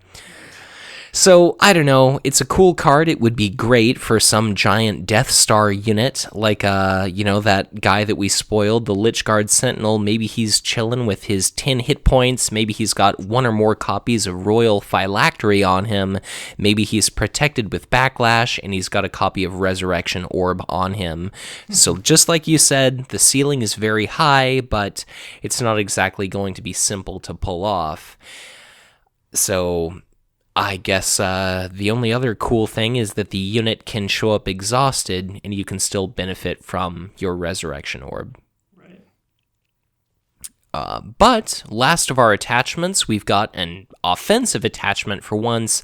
It's going to be the 3-cost Mind Shackles Scarab. It's got a shield icon. It's a drone trait card, so you could use Master Program to discard this 3-cost attachment and heal one of your target Necrons, but it's attached to a non-elite army unit.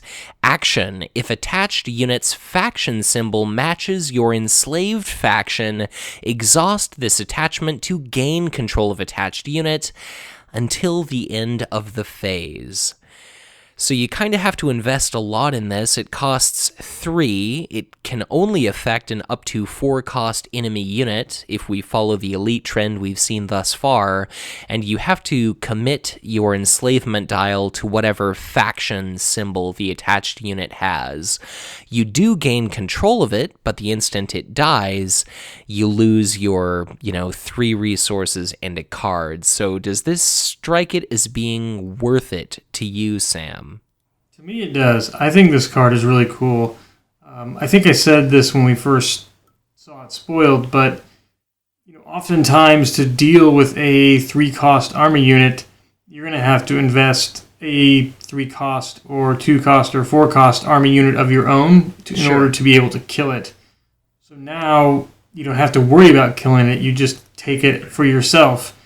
Granted, it's only till the end of the phase, but you're doing this during combat, and then after combat's over, it could be dead on your side, or if it survives, it goes back to their side. But then the next combat, the next turn, you can take it back again, right? So it's kind of like after the combat phase, let's say it's at Planet 1, then we go to HQ phase, they gain control of it, it goes back to their side of the board, and then, next turn comes, you show up to fight again, there it is sitting opposite you, you just exhaust this attachment to gain control of it right back. Or if it's about to die, or it's going to come in exhausted, you could actually sacrifice this card to not regain control of it the following turn and trigger the master program. So kind of cool. It's versatile. I think 3 cost is a lot, but I think it's totally worth it because you're removing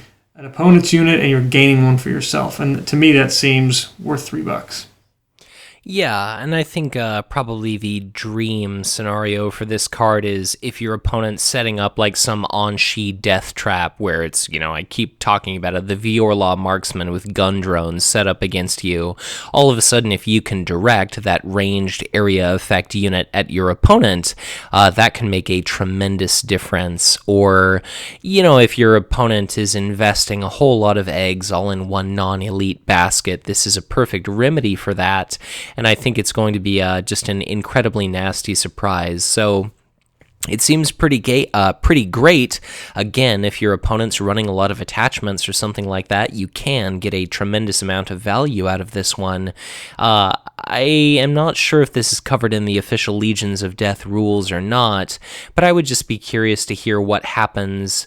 I suppose, let's say that you do sacrifice this attachment. Do you permanently retain control of that unit? Or if it ends up in your HQ because you win a battle at the first planet, like the attached unit, I mean, and then at the end of the phase you lose control of it, I wonder if that unit is moved to your opponent's HQ? I think that is correct. Yeah, I would assume so. It seems like it might be a little powerful if it is it gets discarded or something like that. So, but this is a very interesting card, and once I suppose those rulings there get ironed out, I think it could be pretty strong. Do you see this as being maybe like a couple copies in a deck? I'd take at least 2. Yeah, I don't know about 3, but I'd take 2 of them.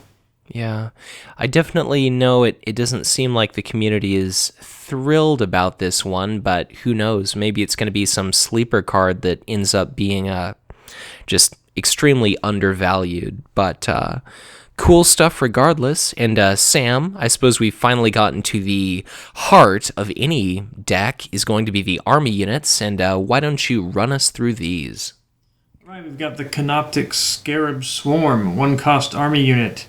No command, 2/2, drone trait, and then interrupt. When this unit is destroyed, return a target Necron unit from your discard pile to your hand. I really like this. I mean, it's no command, but it's a 2/2 for 1, and I think that interrupt is just really cool. When it does die, you can return a target Necron unit from your discard pile to your hand, and that unit could be this exact card. So I think it's pretty cool. Well, I guess interrupts happen immediately prior. So if you had another copy of the Canoptek Scarab Swarm, yeah. But it's impossible to beat this value. It's a cheap platform for Gauss Flare. You could even bounce that Hyperphase Sword to it. It could attack for 3 Armor Bane, and then you could discard another card, knowing full well that you'll eventually be able to return it to your hand, just to move your sword to a different target where it'll be safe. And I guess because you discard a card, then you change control of the sword, then you attack, and then you change control again. This bounces a card back to your hand, so it essentially lets you use the sword another time. And then it's also, as good a target as really anything for the Gauss Flayer. So it's a cheap unit. No command icon sucks, but I don't find much not to like, and it's a drone for Master Program. Yeah. Next up, we've got a card that was previously unspoiled, the Warriors of Gidrim. 1 cost Army Unit, 1 command, 1/1. So straight up vanilla test here. Warrior and Sawtech trait. And it has the text, this unit gains 1 command icon while you have 2 or more non-Necron factions among units you control. So this is obviously meant for Nahumekh. Right. It's even got the Sawtech trait. I don't know how I feel. 1 for a 1/1 is fine. It's fine. But, it's not going to be till turn 2 or 3 that you're going to have 2 or more non-Necron factions among units you control, probably. Right. So, and even then, then it's a built-in Guardian, which is really good. But, it's a straight-up command capper unit. Pretty solid, I guess. But I don't know if I'd play it in, Anrakyr. Yeah, I do like it in theory. One of the neat things about Anrakyr is he's got access to Sanctioned Psyker, he's got access to Iron Guard recruits and Vashia Trailblazers, so he's at no lack for 2 command icon, 2 cost units. This guy is cheaper, but I don't know. You don't want to play him far up the board, because you want to keep him away from the first planet as a 1/1 command unit, but then if you play your non-Necron factions up closer to the front of the board, I guess you just have to maybe play a bit of a careful balancing act between okay, I want to keep 2 or more factions alive during the command phase. I don't care as much if I lose one of those during combat, because I'll have already had the opportunity to pull in cards and resources. So then you just hope that you draw cards to replace the faction that you lost. So I think it's great if things are going favorably for you, but man, it just really strikes me as if Nahumekh gets a shitty draw, he is just going to flounder. This actually might be good in Anrakyr because, let's say you have 1 ally in your deck, and if you get that ally out relatively early, you can then switch your dial to match your opponent's dial and deploy a card from their trash. Yeah. And now all of a sudden, he is pretty good. So maybe he is okay in Anrakyr for just the 1-drop command. Yeah, I could see it going either way. So it definitely seems like a little bit less straightforward than the 2 cost 2 command icon dudes, but there's certainly a lot of potential there, and again, I think you bring up a great point for Anrakyr. So it seems like it might even just be easier to get this guy functioning as Anrakyr, and then I think it's just going to come down to, maybe you do deploy your own unit somewhere down the line, then you pull back into play your opponent's copy of Zarathar's Flamer or something like that. Who cares if you lose it during combat, and then it's just wash, rinse, repeat the next round where you bring back your second non-Necron faction. So seems reasonably viable with either Warlord, and of course, if you get it operational, you're getting a lot of bang for your buck. Yeah, absolutely. All right, next up we've got the Decaying Warrior Squad, 2 cost Army Unit. Again, no command, but it's a 2/2. It's a warrior. Combat action. Deploy this card from your discard pile at a planet. I don't care that this has no command. This is totally cool. You can deploy it from your trash at any time. If you have 1 or 2 or 3 of these in your discard pile, it's like having 1 or 2 or 3 extra cards in your hand. You can just deploy them as a combat action. It's basically ambush. He dies, and then if you have $2, you just play him again. And if he dies and you still have $2 left, you play him again. And I don't know. To me, that's just awesome. This is a no-brainer for me. Yeah, I've witnessed plenty of games where you come to the final combat of the game and one player's still got 4, 5, 6 resources remaining. If your Decaying Warrior Squad gets killed, you can keep resurrecting it until you do deplete all your resources. 2 for a 2/2 seems totally fair, and you can deploy this to any planet. You want to be discarding cards as Anrakyr, so chances are this is an extension of your hand. Some people were decrying this as being broken. I don't know if I'll say that, but it definitely allows you a ton of flexibility. Let's say the opponent's warlord decides to show up at a planet to snipe one of your economy units.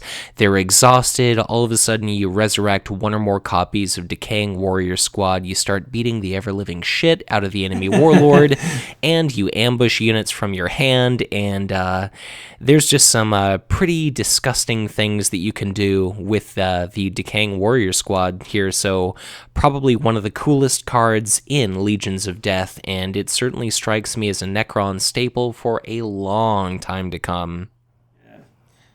Totally. Next one we've got is the 2-cost Army Unit Flayed Ones pack.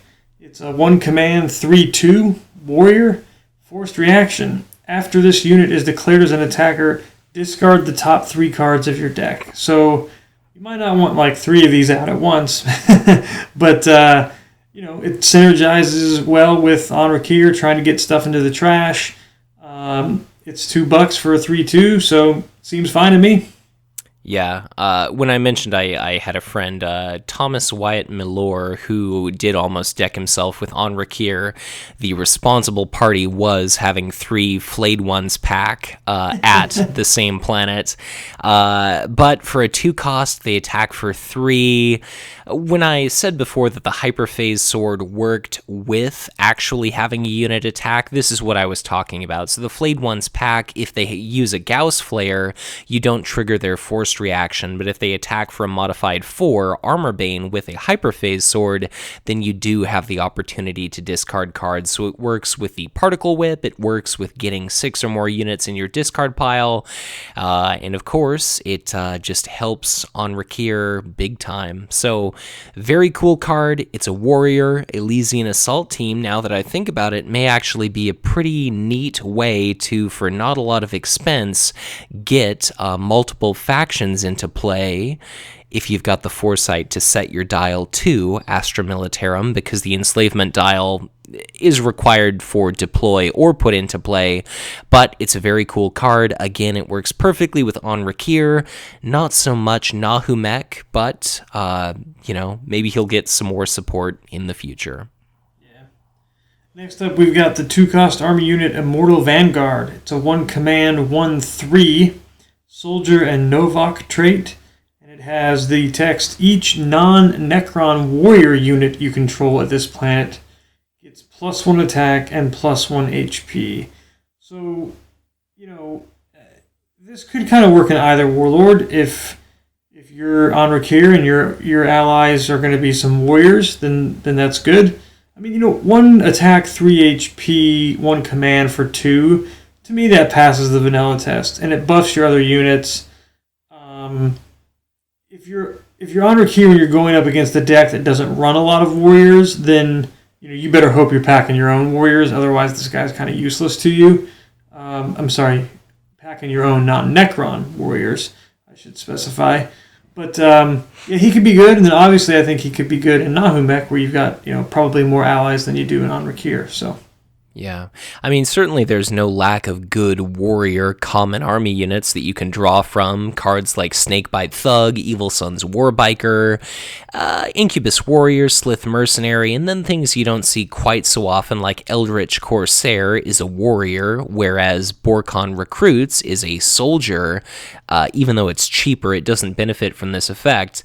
It's going to definitely incentivize your opponent to attack your Immortal Vanguard, but I think if you've got enough shield cards in hand, you can do some pretty devious things with this guy. I guess if you want to be really ballsy, you could even do a Royal Phylactery on this unit, and then your opponent has to kind of think like, okay, do I want to attack his increased hit point value Warbikers and Snakebite Thugs, or do I want to risk dealing a bunch of damage to the Immortal Vanguard, knowing that I'm risking not killing it and it's going to be staying alive? So I think it presents a lot of interesting questions for your opponent, and it's almost like it affords a little bit of a puzzle for them to solve, like a nice little combat math puzzle.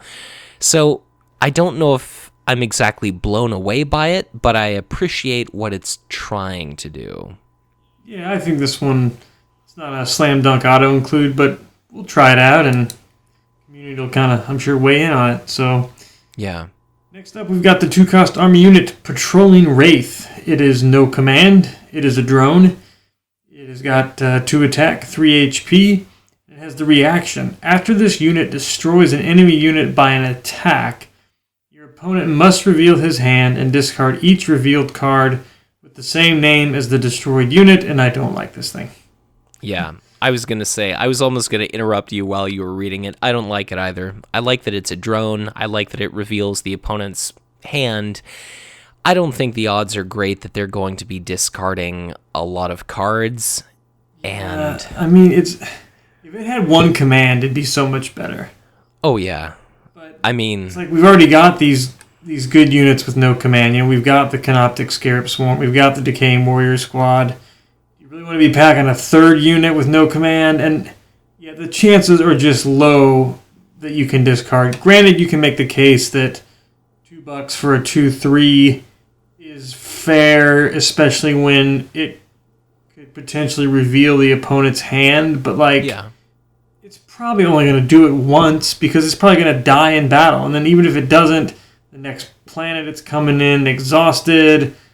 Might die before it readies. It's got to destroy it by an attack. It's only hitting for 2. Yeah, so it could just be shielded against. Yeah, I mean, maybe you could stick the old Armorbane sword thingy on him, whatever it's called, the Hyperphase sword. Hyperphase sword, but I don't know. I just, it's like too much has got to go right for this thing, and I've already got my no command army units picked out, and he's not one of them. Well, and here's another thing. How about you're a decent player at this game? Let's say I'm playing against Broderick War, and I'm really concerned about him having like a preemptive barrage in hand or something. Like, well, I guess in the case of preemptive barrage, by the time you can take a look at your opponent's hand, it's too late. But like, let's say I'm playing against the Dark Eldar player, and they've got 4 resources, and it's like, okay, they probably have a Klavex War Leader. Either my suspicion is confirmed or it's not. But either way, it's just like you either assume the information or you get the information, and it's like, well, I would have just assumed that anyways.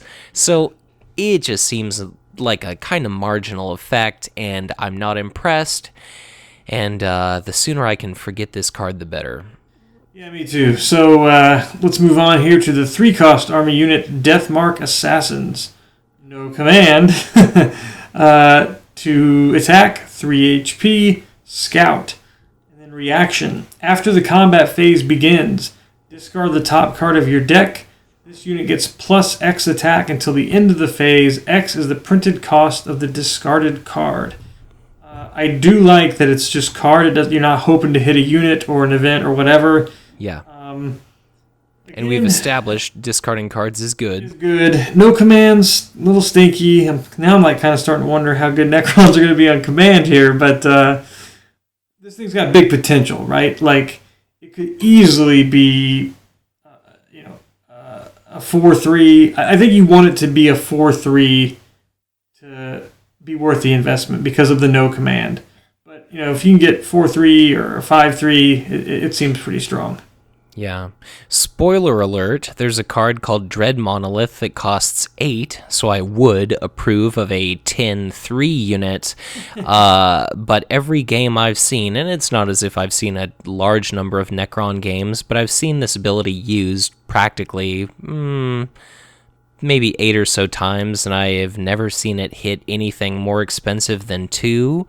We're still very much in the mindset where it's, you run 1 and 2 cost cards for the most part when possible.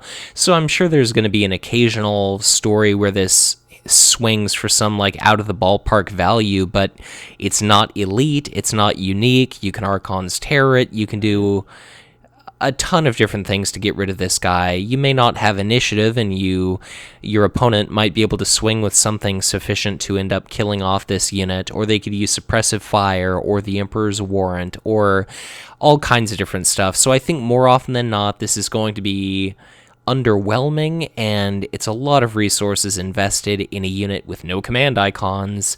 Scout, as a Necron faction unit, doesn't have any synergy unless I'm missing something, and I want to like this card, but I just don't. Yeah. Speaking of cards I want to like, but I'm not too sure about, we've got the Mandragorian Immortals, 3-cost army unit, 1 command, 2/3. Soldier and Saw Tech traded. It's got ranged, and then it has the action. Sacrifice a non-Necron soldier unit at this planet to ready this unit. Limit once per phase. Yeah, I don't know. Like, you're going to have soldiers if you're Anrakyr or Nahumekh. You're probably going to have more of them if you're Nahumekh. You gotta sacrifice it. It's only once per phase. Granted, you could, if it came in exhausted from HQ, you could do it once in command and then once again in combat. But I don't know if I love this guy. Yeah, it doesn't seem like a card you want to run a lot of copies of. There's decent potential for it. Like, let's say, like you said, it shows up exhausted, you can ready it, attack during ranged, or if you have a soldier show up exhausted, you could attack with it during ranged, sacrifice your exhausted soldier, which may have died anyways, and then you can attack again. This is a superb target for either Gauss Flayer or Hyperphase Sword. You could attack for 3 Armor Bane at ranged, sack a non-Necron soldier, attack again, or Gauss Flayer requires the unit be exhausted, not the attachment, so you could do -2 hit points, ready it, minus another 2 hit points.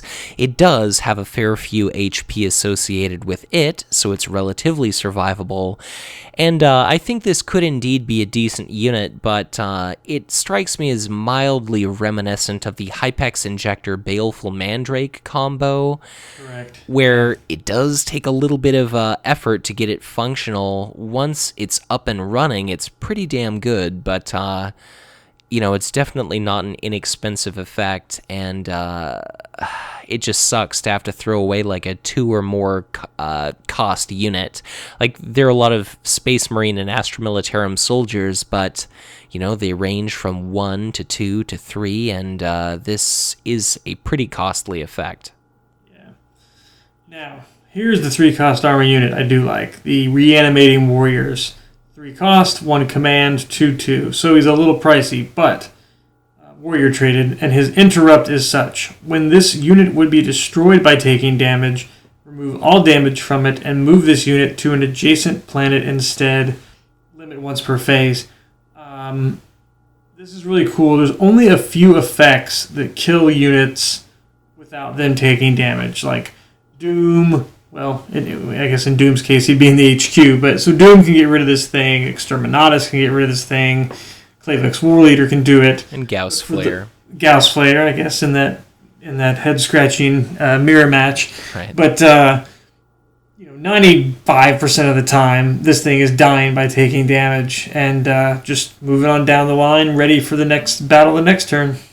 Yeah, I mean, I don't think it's very often that your opponent's going to be able to orchestrate like a battle at planet number 1 and a battle at planet number 2 to kill this twice. If you've got shield cards, you can interfere with that entire thing. I like that this is a replacement effect, so it's instead of it being destroyed, you just remove the damage and move it. So Captain Cato Sicarius is all of a sudden not gaining his 1 resource. He's not going to be able to trigger. Is Cato's stronghold, is that triggering off of destroying a unit? Or is that when one of your units is destroyed? That is... Okay, so taking a moment to look it up, it's after an enemy unit is destroyed, so it allows you to kind of cheat your way around that effect. So I think it's very cool. It's cool now, but it's only going to be getting better and better when we've got Illuminor Xeris, and he's going to be generating a resource every time this little unit does its resurrection dance. And when you achieve critical mass and you've got 3 of these at the same planet, that gets ridiculous fast. And maybe if you're regaining resources from them being wounded, that gives you an adequate number of resources to bring a decaying warrior squad back into play at the first planet or something. Yeah, I'm just laughing when you said the resurrection dance. Like, have you ever seen Team America World Police? Yeah. Oh, yeah. Yeah. So, to all our listeners out there, if you have not seen it and you can enjoy very politically incorrect R-rated comedy, I suggest you check it out. But there's a scene where the Gary is like in the back of the like Jeep that they're chasing when he's undercover as a terrorist, and he's supposed to make the symbol or make the sign, and he does this stupid dance. I just envisioned this like Necron warrior flailing around like an idiot with his mouth agape, just like Gary. So it has nothing to do with anything, but I thought of this thing doing a stupid resurrection dance. I'm gonna do that in my head to my opponent every time this thing survives. And when I think of dancing, I immediately go to Hagen the Unclean from Naxxramas for any World of Warcraft players out there. But very cool unit, this guy. Next up, we've got the 3-cost army unit, Tomb Blade Squadron. It is a 2-command, 0-attack, 3 HP unit. Vehicle and saw tech trait, no warrior attachments. Reaction, after you deploy a non-Necron scout unit, move this unit to a planet. Then a target non-warlord unit at this planet gets -1 HP until the end of the phase. This thing is pricey for 0 attack. But, and you can't, sadly, you cannot stick the old Gauss Slayer on it because he's a vehicle. But, again, I think we mentioned this when we saw Guy Lev play that proxy game on your channel. He just put this thing to work, and It was pretty cool to see. Yeah, I mean, there's quite a few different scouts you've got your choice of. There's a 10th Company Scout, Eager Recruit, even Eldar Survivalist. There's the new Kroot Hunter, which you can effectively put into play at a red planet as a 2/2 scout for free. You invest a resource and regain a resource, but the Rattling Deadeye, then these same Han Kinsmen, and some staples like Vashiat Trailblazer and Viorla Marksman. Those are all scouts.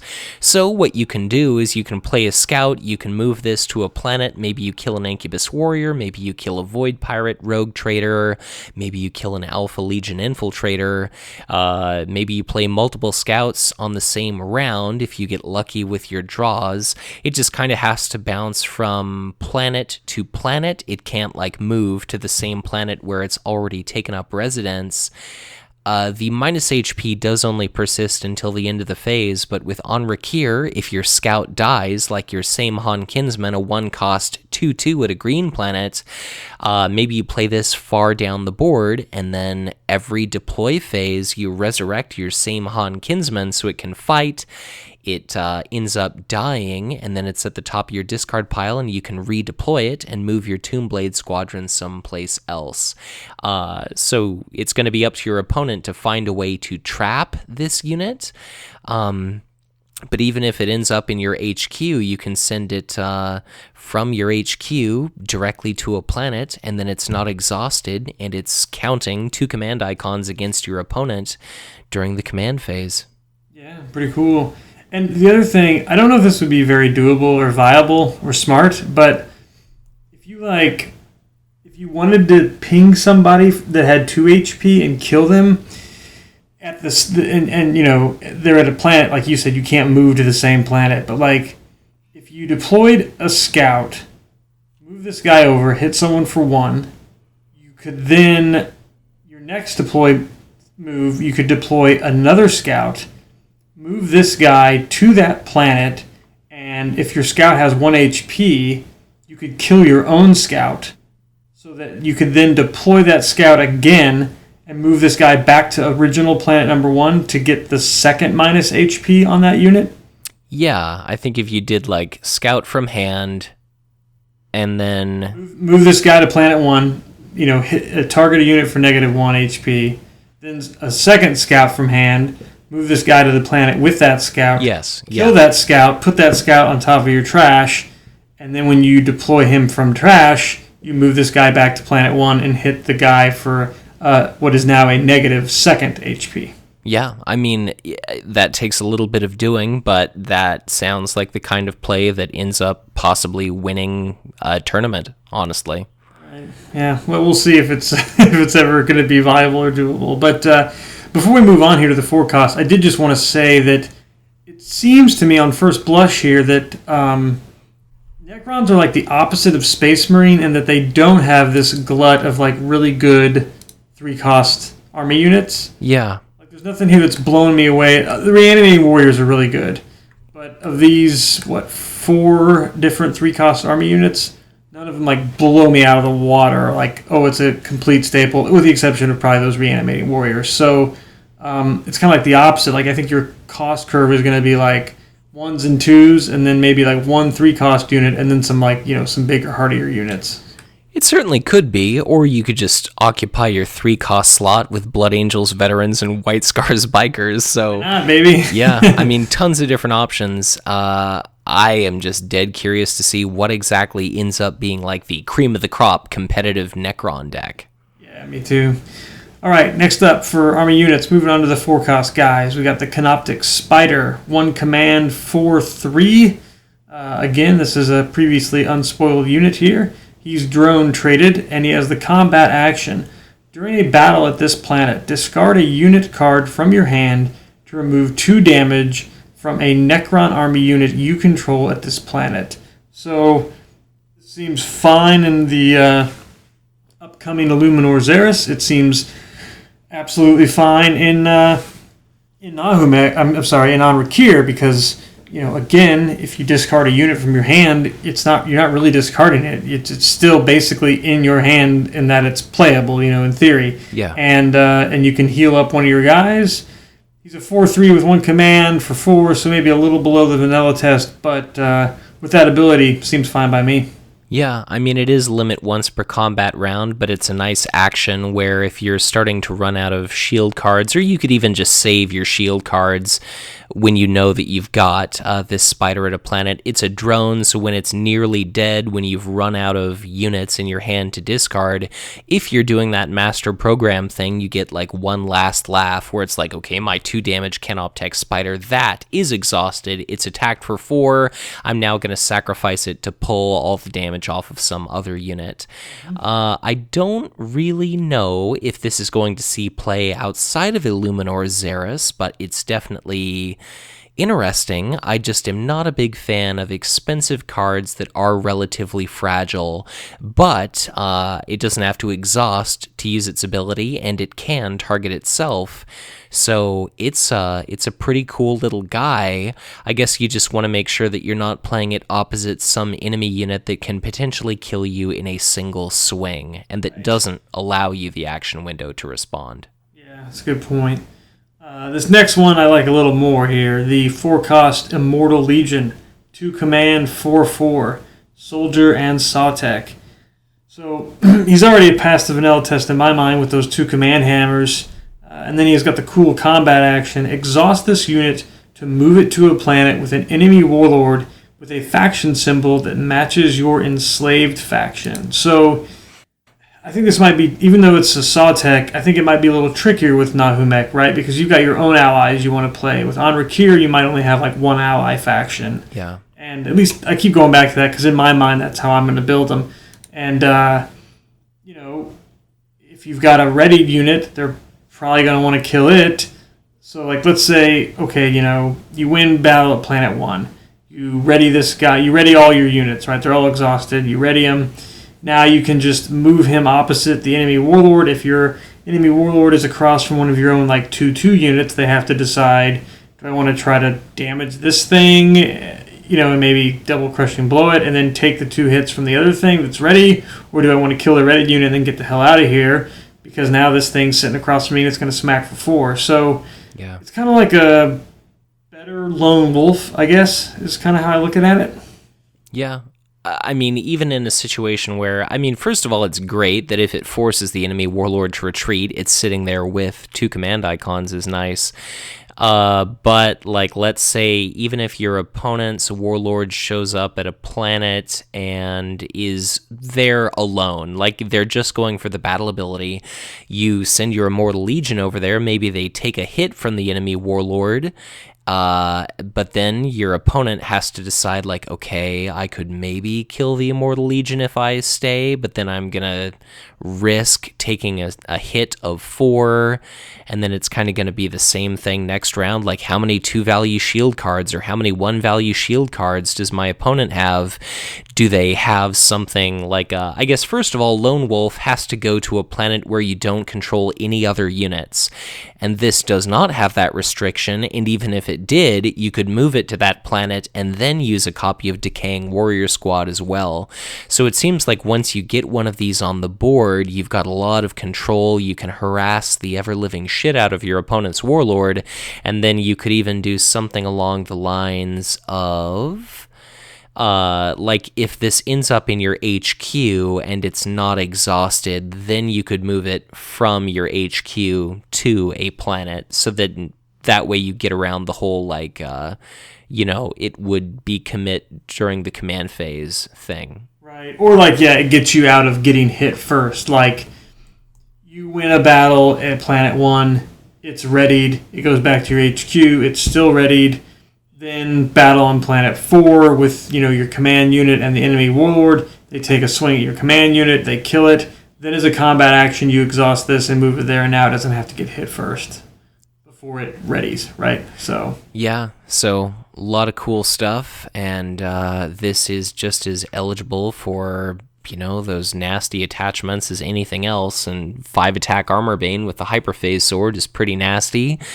I don't know how often it's going to be you're going to be able to, like, move it. I don't know if it really works that well with the Hyperphase Sword, so let me maybe redact that comment. But I don't know. I think you might be onto something, because if you have the Hyperphase Sword out on something else, yeah, right. Let's take the example I just had. Right, there's the enemy warlord and your little command unit sitting there, and they kill it, and then they blink, and all of a sudden this guy is at the planet. They ready up. You say, okay, I think I can withstand 4 damage because I got a 2 or 3 shielder, an Indomitable in hand, or whatever. Yeah. So they go ahead, they take a crack at it, they let you swing back, but before you swing back, you discard a card and move the Hyperphase Sword over to this thing, and now he's hitting for 5 Armorbane. So right. And then I also thought, while you were saying that, he could bring the sword from planet to planet, and then you could bounce it from him, even though he's exhausted, to maybe another unit that is not. So just a lot of cool stuff that this guy enables. And if you have like 2 of them out on the board, forget it. Like, your opponent is just going to be running away from every battle. Yeah, so very cool guy. Yeah.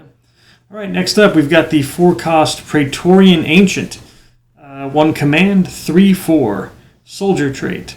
While you have 6 or more units in your discard pile, this unit gets +2 attack and gains Armorbane. I don't know. Very cool in my opinion. I mean, a little below the vanilla test just by his own, but again, I think by mid-game, if maybe not sooner, in an Anrakyr deck, you're going to have 6 units in your discard pile, and now this thing's a 5/4 with Armorbane for 4, so fine by me. Yeah, I mean, here's a little pro tip. Don't play it unless you're going to be able to get 6 or more units in your discard pile if you're worried right, about exactly. the ability. Maybe you have 6 units in your discard pile. Maybe you've got flayed ones in play, and you can reasonably, statistically rely on, okay, half of my deck is units. I'm going to discard 3 cards. Odds are I'm going to be able to get 6 in my discard pile, and then I'll be able to activate this guy. So he's very cool. I mean, 4 hit points on an Armorbane unit is pretty ridiculous. We talked last episode, or whenever we had John Gobey on, about Iend and Wraithguard is a 3-cost 4/2, and it's Armorbane. If you've got 4 HP on an Armorbane unit, if you've got Royal Phylactery on it, if you've got any number of different healing effects, it can be incredibly difficult to remove, and unless your opponent's holding a handful of Indomitables, it's just going to be able to kill unit after unit. And Master Program even allows you the opportunity to ready a unit, so if it's swing, kill, this could change things to be in your favor very quickly. So, awesome card so far as I'm concerned. Yeah, me too. All right, next up, moving on to the 5-cost elites here. The Harbinger of Eternity, 3 command, 3 attack, 5 HP, Scholar and Elite. You may play each Necron Event card from your discard pile as though if it were in your hand. Forced reaction. After you play a Necron Event card from your discard pile, remove that card from the game. Very cool. I mean, 5 costs for a 3 attack isn't great, but he's got good command, and then his ability is always on, whether he's exhausted, whether he's at a planet or not at a planet or at the right planet, you want him at or whatever.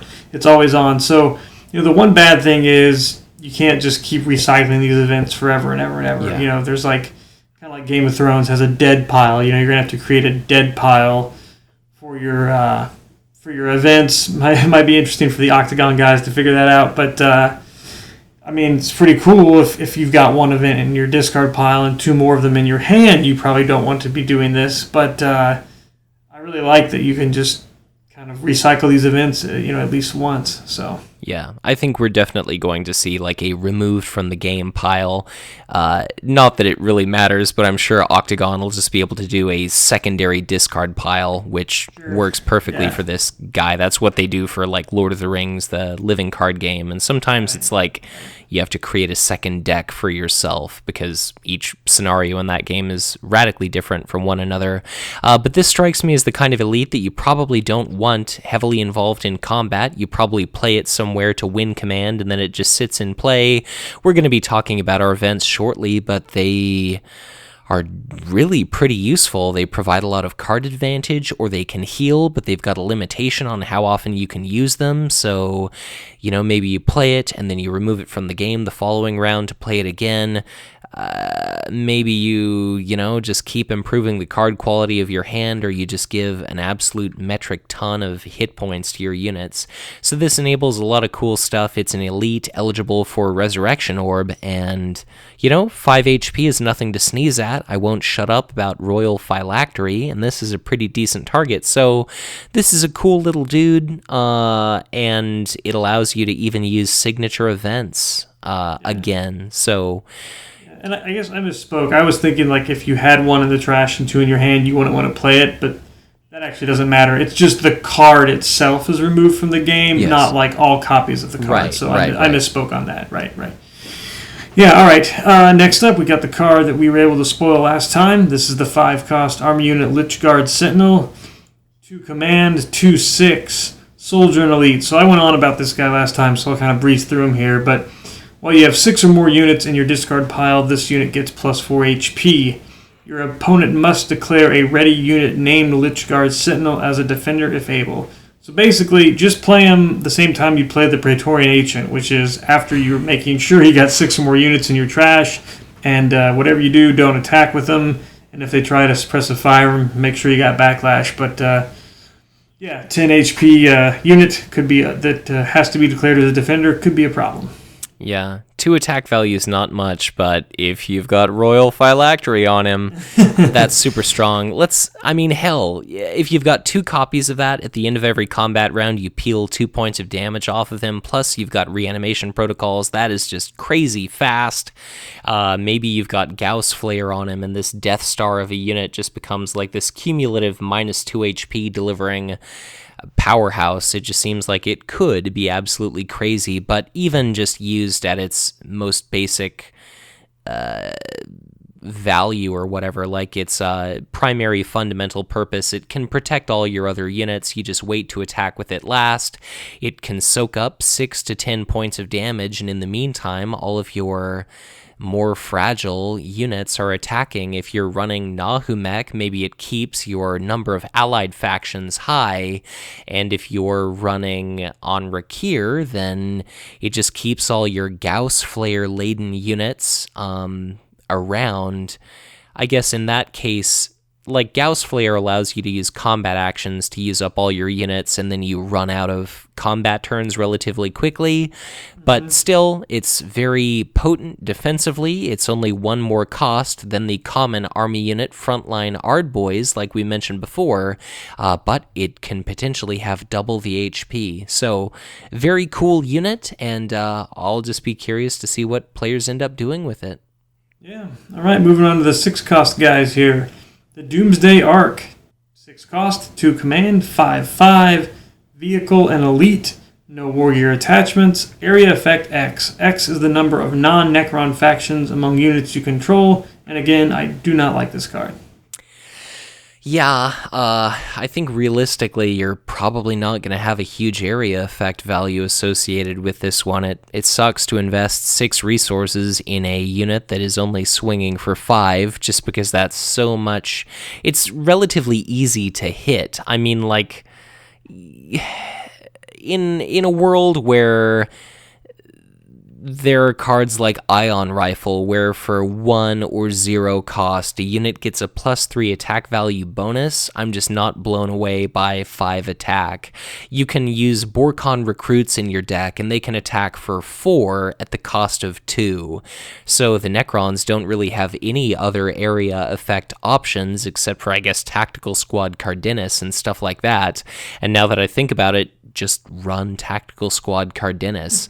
I mean the best thing you're ever going to get out of this is AoE 3 in Nahumekh. And realistically, yeah. It's just not worth it. Right. I don't think you're ever going to be seeing that area effect 7 dream, as cool as it would be. So it's a neat little card in theory, but I think this is binder fodder if ever there was any. Yeah. All right, 6-cost army unit again here. The Doom Scythe Invader, 2 command, 4/4. Vehicle, Sawtech, and Elite. No warrior attachments. It does have flying. Reaction. After you deploy this unit, put a non-elite vehicle unit into play from your discard pile at this planet. So it seems like it's probably better in Nahumekh. You have a good chance of... I mean, like, the more allies you can take, the more vehicles you can take. And you want to have more allies with Nahumekh. There's only one Necron non-elite vehicle thus far, and that is that Tomb, whatever he's called.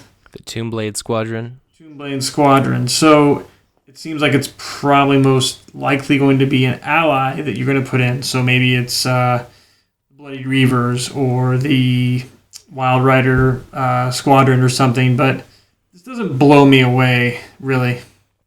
Yeah, I guess what I do like about this, I mean, granted it's expensive, but it does have flying, so it's going to be incredibly resilient if you've got a large number of shield cards.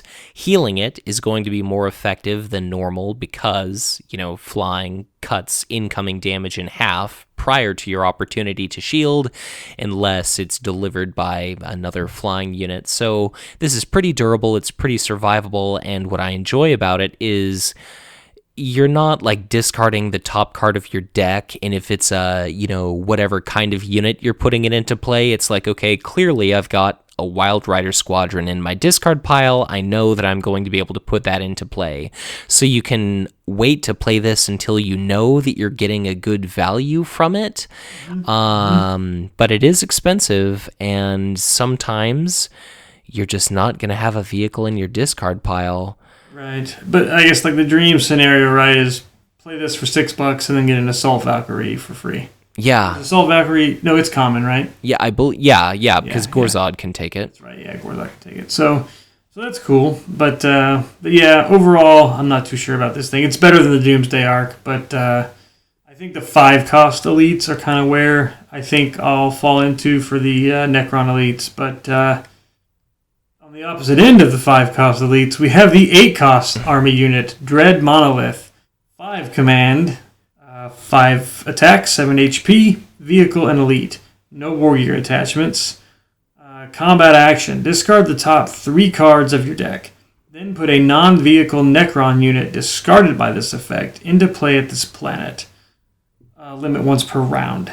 So yeah, if, hopefully you can get one one non-elite army unit discarded by your top 3 cards. So I guess in that there's value, right? Like maybe you get a 2 or 3 cost army unit into play, and now maybe the $8 is worth it. You're going to be winning command probably. Well, and it's non-vehicle, not non-elite. So you could potentially hit like the Lichguard Sentinel or the Harbinger or Praetorian. Yeah. Right. So you could get a 4 or 5 cost unit. Right. Yeah, I think the potential's high. The command is obviously fucking high, but I don't know if this guy's not like an auto-include, but he might be a fun like 1 or 2 copy for kind of the big bad finish type thing. Yeah, so this one is definitely swinging for the fences. The potential is high. The probability is low. You're not going to want to run a lot of high-cost cards in your deck, especially if you're running an 8-cost elite. I would think that more often than not, you're going to struggle to come across enough resources to get this card into play. And if you're investing 8 resources into one card, even though it's an elite, that's quite a gamble. And you're not even guaranteed to hit something decent with this. Like, what if you hit a Canoptech Scarab Swarm as your best choice? Or what if you hit nothing? And then you're just out a ton of resources and you don't have really anything to show for it. This does have 5 command icons, which is cool conceptually. I wonder if we're ever going to see more than 5 command icons printed on a card. But the enemy warlord could commit to the same planet and then retreat just to deny you drawing a couple of cards or something. So it's cool. I like that it doesn't have to be involved in combat to use that ability, so maybe the absolute best case scenario would be putting this way down the line on your ideal victory condition planet and then just putting unit after unit into play, but this costs you just a ton of tempo and possible momentum just because you could just be investing those resources into so many other places. All right, well, Mitch, let's move on to the events. Why don't you take these away? Certainly. And I guess one last thing about Dread Monolith is if you... Yeah, but anyway, if you play it far from the first planet, don't set yourself up to lose an 8-cost unit or more to Exterminatus. Yes, good point. Yeah. But anyways, Necron events. First up, 0-cost Reanimation Protocol. 1 shield, tactic trait, action, remove up to 2 damage from a Necron faction unit you control, max 1 per round. So it doesn't cost anything. You can target your warlord, you can target any Necron unit you've got. What's not to like? Limit once per round, but, next round, use it from your discard pile with Harbinger of Eternity. It seems like a pretty damn staple card.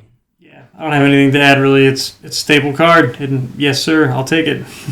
And speaking of staple cards, next up we've got Recycle, 1 cost, 1 shield, power trait, action, discard 2 cards from your hand, then draw 3 cards.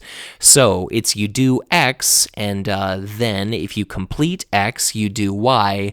So you discard up to 2 cards from your hand, as many as you can. So if you can discard 2 cards, then you draw 3 cards. If you can only discard 1 card, you do that, and then the effect stops. If you can't discard any cards, you can't discard any cards, but you could discard something you want on the top of your deck. You could discard Purian Eternals or Decaying Warrior Squad.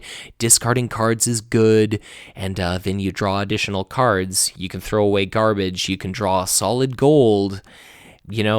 I don't know what else there is to say. Yeah, it's a pretty cool card. I mean, just fuel that trash for Anrakyr and draw some more cards, and yeah, pretty cool. Good to go. Sure enough. And then next, 2 cost. This was unspoiled. It is Drudgery. 1 shield, tactic trait, limited keyword, action. Put a target non-Necron unit with printed cost 3 or lower into play from your discard pile at a planet. So this is akin to Drop Pod Assault. Your enslavement dial has to match. But what are your thoughts, Sam? Your enslavement dial does have to match, right? Because it's put into play. Right. Yeah, I mean, as long as you're enslavement dial matches, this is good. You know, like you say, it's a drop pod assault, basically. So it's one less shield. It's kind of like Spore Burst, but one less shield, but there's no restriction at, like, Infested Planet or whatever. So I like this card. It's a pretty good little, you drop this thing in, put a unit in, smack the guy, bring your not reanimating warriors, what's he called here? The Decaying Warrior Squad. Sorry, yeah, Decaying Warrior Squad. Bring them in. I mean, you can just be ambushed and stuff, and this just adds to it. So I really like it. Yeah, I mean, Blood Angels veterans, White Scars bikers, those are great. I think it's absolutely heartbreaking when someone's drop pod assault whiffs, and with Drudgery, that will never be the case. So it's a cool card, and if for some reason you are at a loss for, it's an action, so you could do it during deploy, you could do it during combat. If you don't get lucky with what you're drawing that round and you're playing Nahumekh, you could use this during deploy to get your one non-Necron faction unit into play that round, and then you set yourself up, moving into command. Maybe you've got those Warriors of Gidrim, and they turn on their bonus command icon. Maybe Nahumekh removes another hit point, and of course you've got the benefit of investing a card in bringing back maybe a 3-cost unit just for the additional investment of 2 resources. So it's a limited but very cool card. Very cool. Next, I suppose we've got another Tyrantcast spoiler.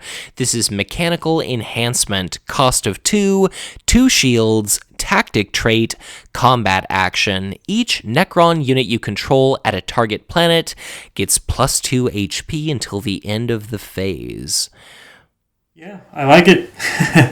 Yeah. I mean, how can you go wrong with bonus hit points? You fight longer, you deal out more damage, you make it more likely that your units with Gauss Flare are going to survive. This appears to benefit Anrakyr more than it does Nahumekh, but worst case scenario is it's a 2 shield value card. Yeah, no, it's a cool card, and I mean, blanketing everybody for plus 2 everybody at a target planet with plus 2 HP till the end of the phase is fine by me. So yeah. And I guess in some insane nightmare situation for your opponent, let's say you play 3 of these, and then you use your Harbinger of Eternity to play 3 more of them. So it's every Necron unit has a plus 12 hit points. I don't think that's really ever going to happen, but that would be a little bit difficult to deal with. That would be tough. Tough. And it'd be expensive, but you could do all that for the price of a Dread Monolith. So there you go. And I suppose it does affect your Warlord, which is nice. Absolutely. Yeah. And then last but most definitely not least, we have a 5-cost event. It is Extermination. So 1 shield, tactic trait, deploy action. Each non-unique, non-Necron unit at a target planet gets minus 3 HP until the end of the phase. But you must pass during your next deployment turn.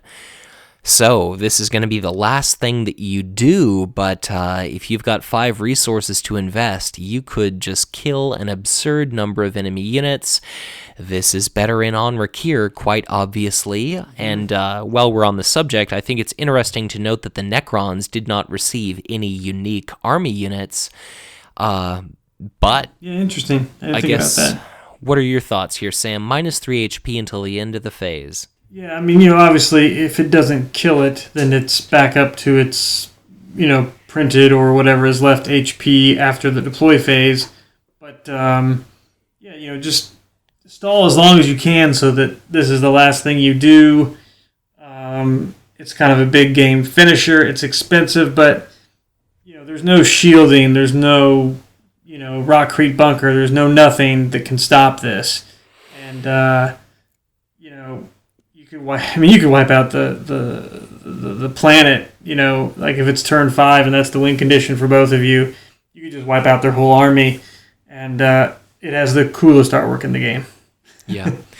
Yep, Flayed One peeling the skin off of some poor unfortunate bastard, and it's applying said skin to itself, and it looks like it's making a little bit of a snack from the fellow's entrails in the process, so... Fantastic stuff. It can kill an entire swarm of Chimera tokens. It can kill, like, I think the worst case scenario, which would just be heartbreaking, would be, let's say somebody's got 10 Termagant tokens at a planet, and they've got, like, I guess, a pair of, like, not Adamant Hive Guard, Swarm Guard, and they've been dealt a couple of points of damage, and then those both die, and then those Termagant tokens go from 5 hit points to 0 hit points.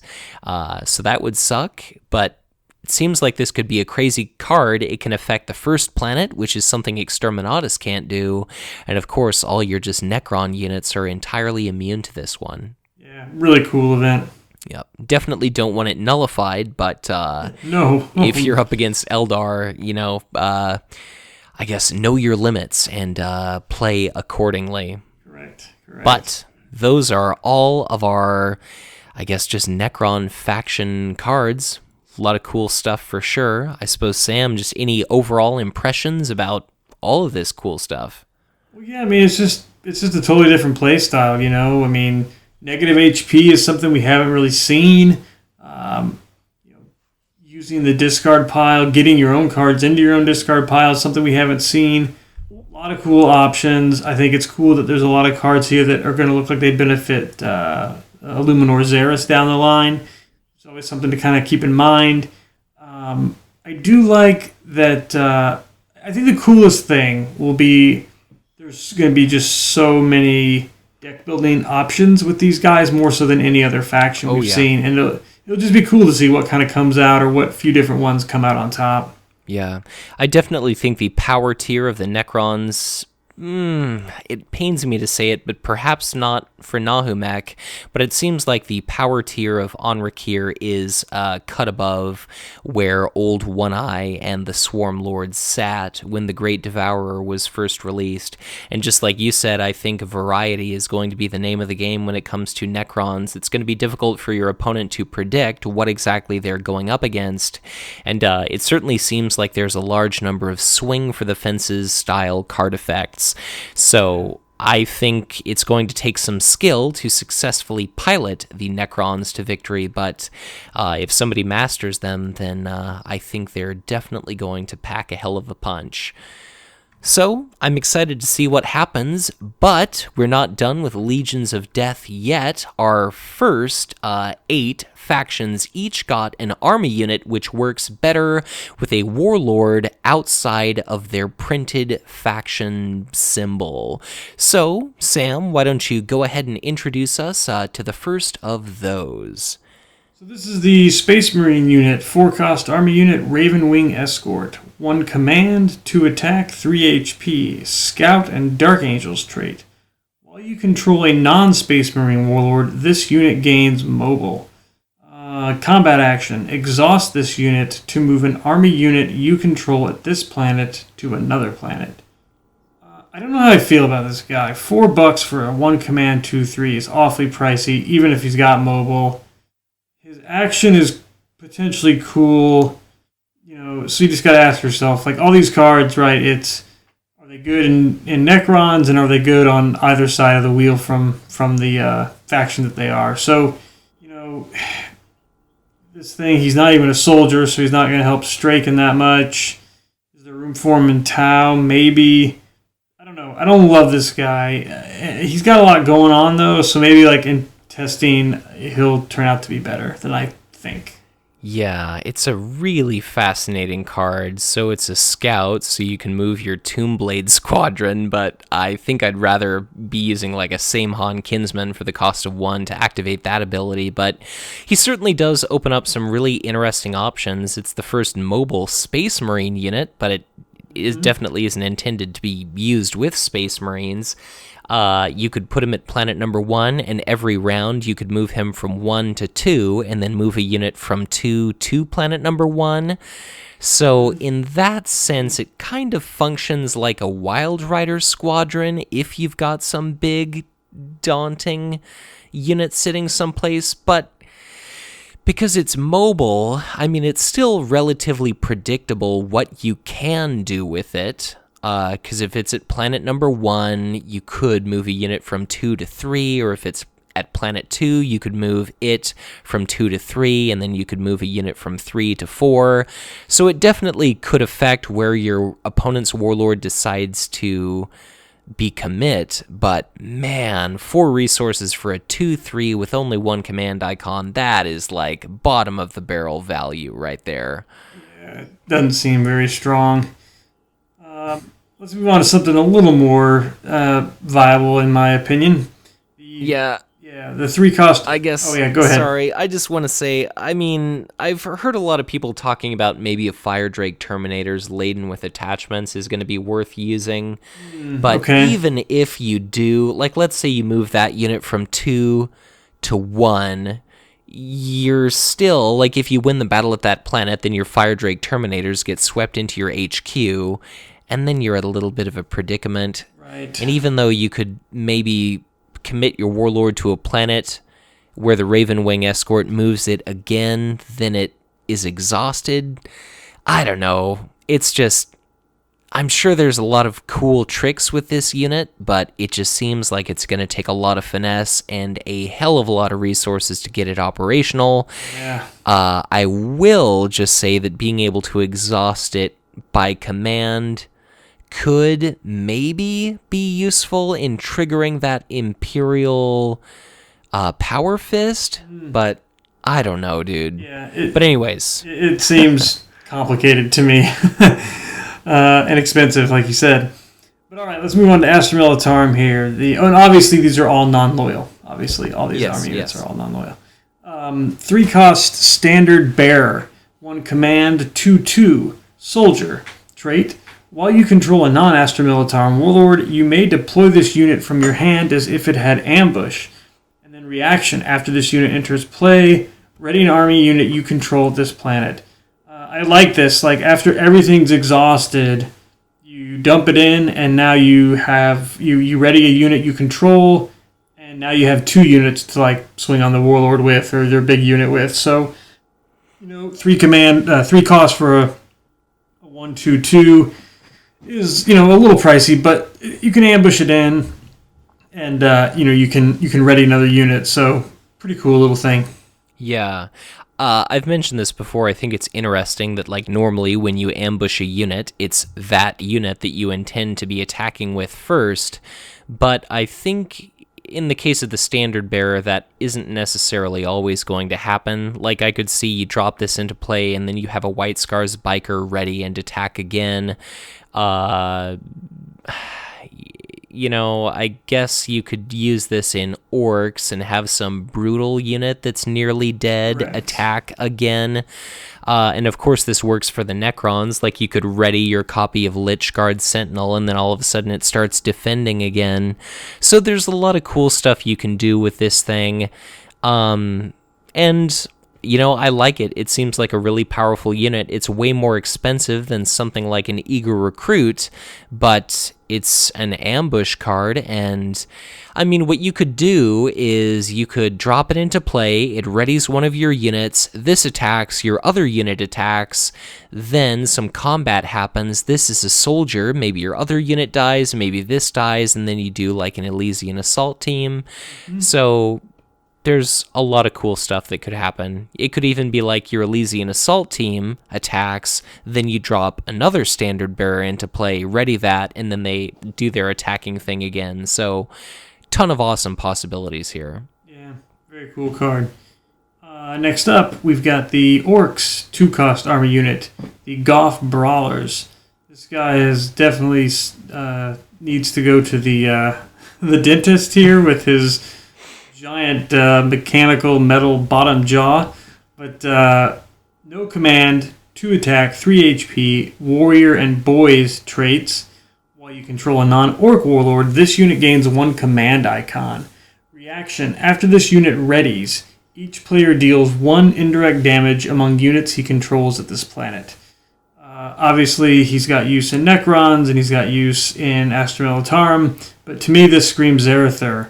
Because in Zarathur, it is a 1 command, 2/3 for 2, and when he readies, it's 2 damage to your opponent, 1 damage to you. It's like a Warlock Destructor with 1 less HP that's got a built-in Orc Cannon, so I really like this thing. It's very cool, and I'm going to have to find a spot for it in Zara. Yeah, a lot of people are excited about this for Kugoth as well, because Kugoth can assign himself a point of damage that he can reassign to the enemy, but this just strikes me as like a god-tier Zarathyr card. He attacks for 3, and then, like you said, it's assigned 2 indirect damage, and 3 HP can be pretty difficult to chew through, especially if your opponent is going to have a difficult decision. Do I want to try to kill the Goth Brawlers, or do I want to try to bloody Zarathyr? So it just strikes me as a super cool card. Some people were talking about it even has use in orcs, and I guess it does. You know, you can brutalize it if you want. But gosh, I guess in the Astra Militarum, I don't think it's going to be too terribly useful. Yeah, probably not. But it's a very, very cool card, and like, wow, people are wanting Zarathyr to get up to being tier 1, and I definitely think this is a step in the right direction for him. Yeah, absolutely. Very, very good card for him, I think. Next up, we've got the 5-cost Chaos Army Unit, Venomous Fiend. 2 command, 3 attack, 5 HP, Demon, Slanesh, and Elite traits. While you control a non-Chaos Warlord, this unit gains mobile. Pretty cool. I think it's the first mobile Chaos unit we've seen. Reaction. After this unit moves to a planet, deal X damage to a target enemy army unit at that planet. X is the number of command icons the target unit has. So I think this kind of hints that with some of these Slanesh cards, we're going to see like deal damage to units equal to command, because this is the second one we've seen after the Prodigal Son's Disciple.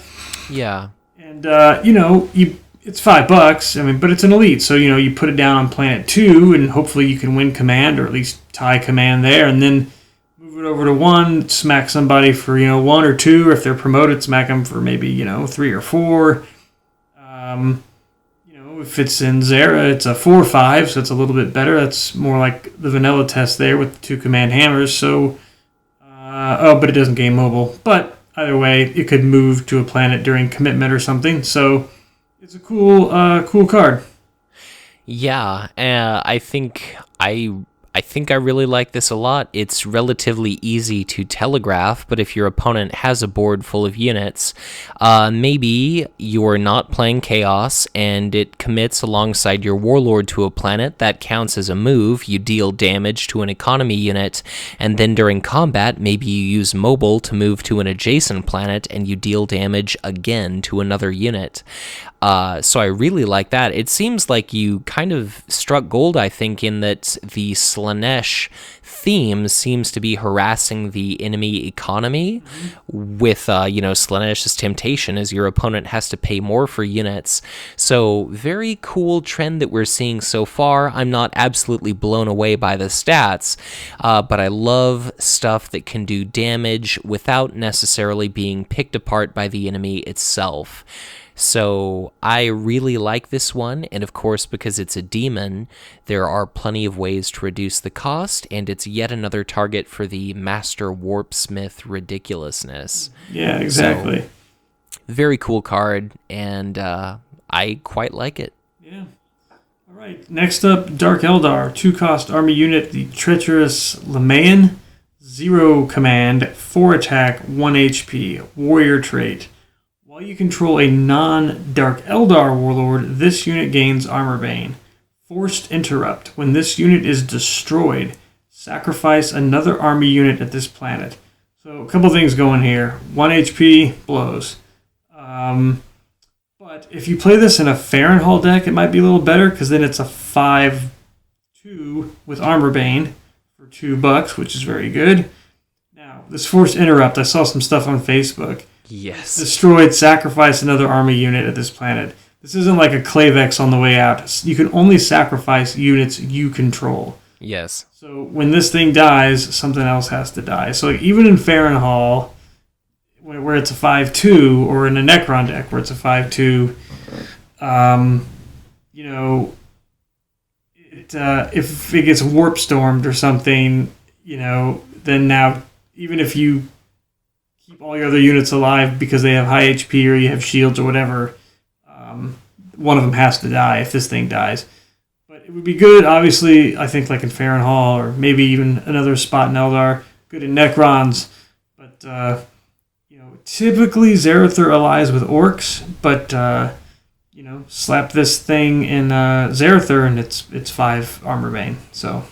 Yeah, this does offer a really interesting proposal. People do not use the equivalently cost Alpha Legion Infiltrator because it's a 4-1, but Armorbane does make that much more tempting.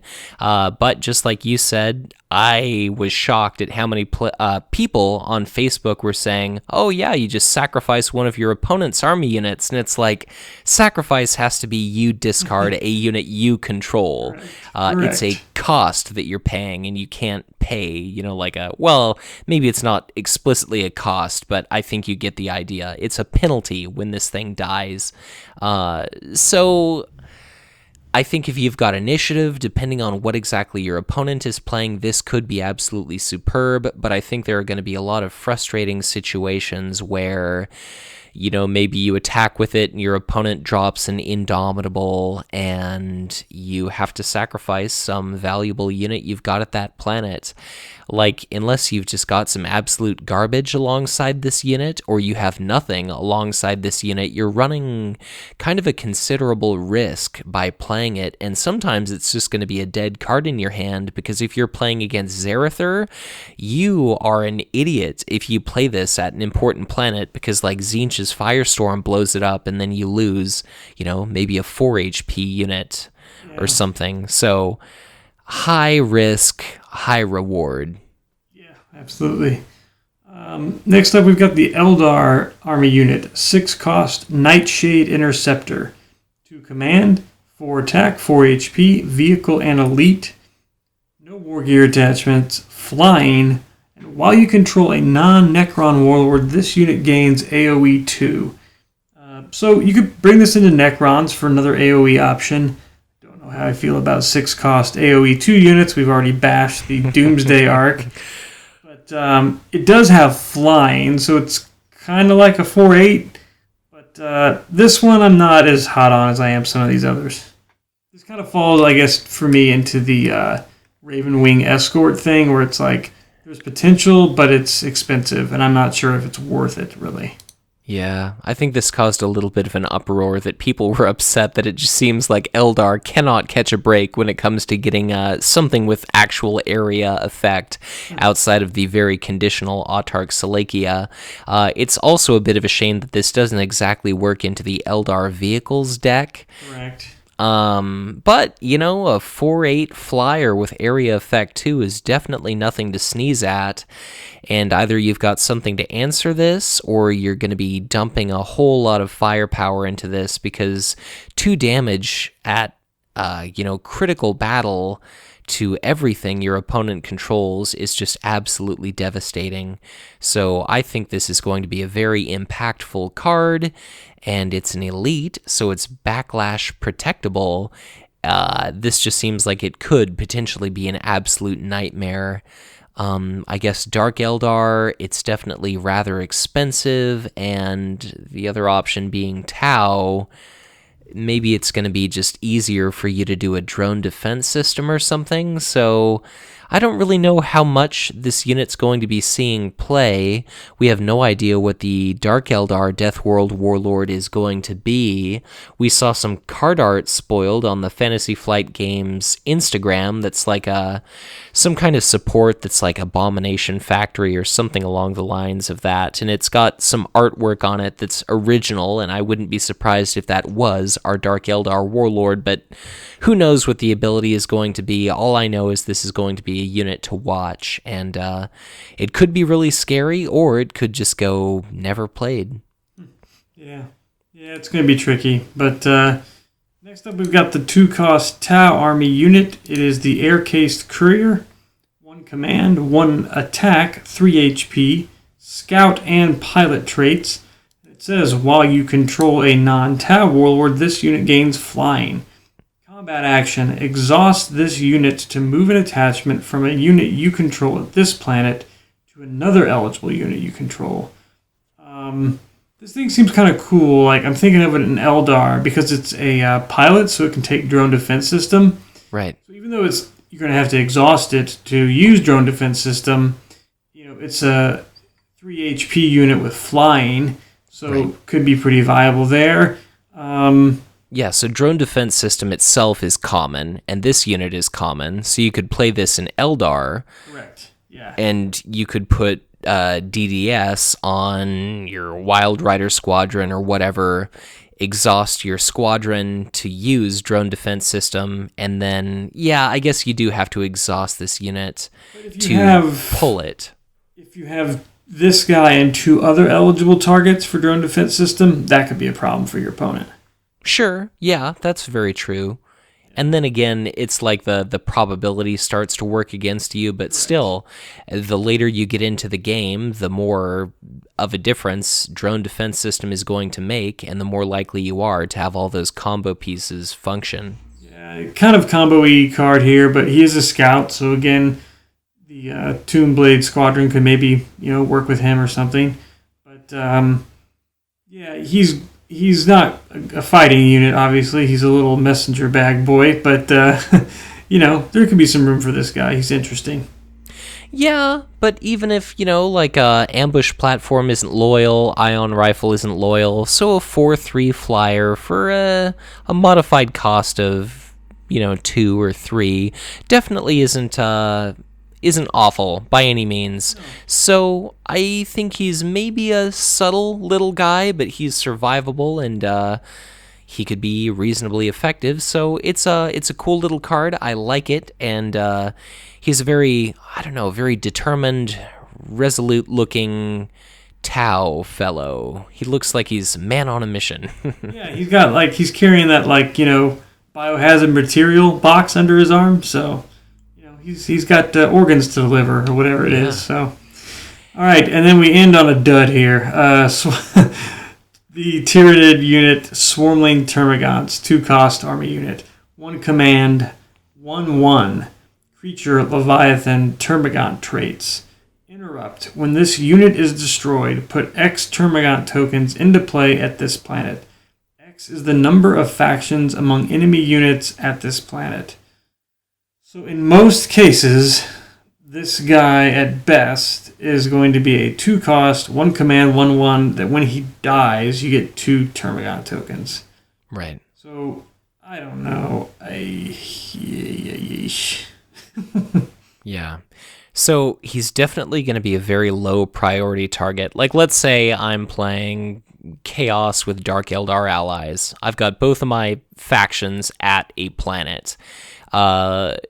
Granted, Gleeful Plague Beast would blow it up and you'd get 2 Termagant tokens, but let's say you've got even a bunch of Hive Mind specialization units sitting at that planet. What am I going to do? I'm going to try and kill off all your existing Hive Mind units and Termagant tokens, and by that time, maybe I've lost half of my allied factions at that planet, and then when I kill this 1/1, it pops another 1/1 into play.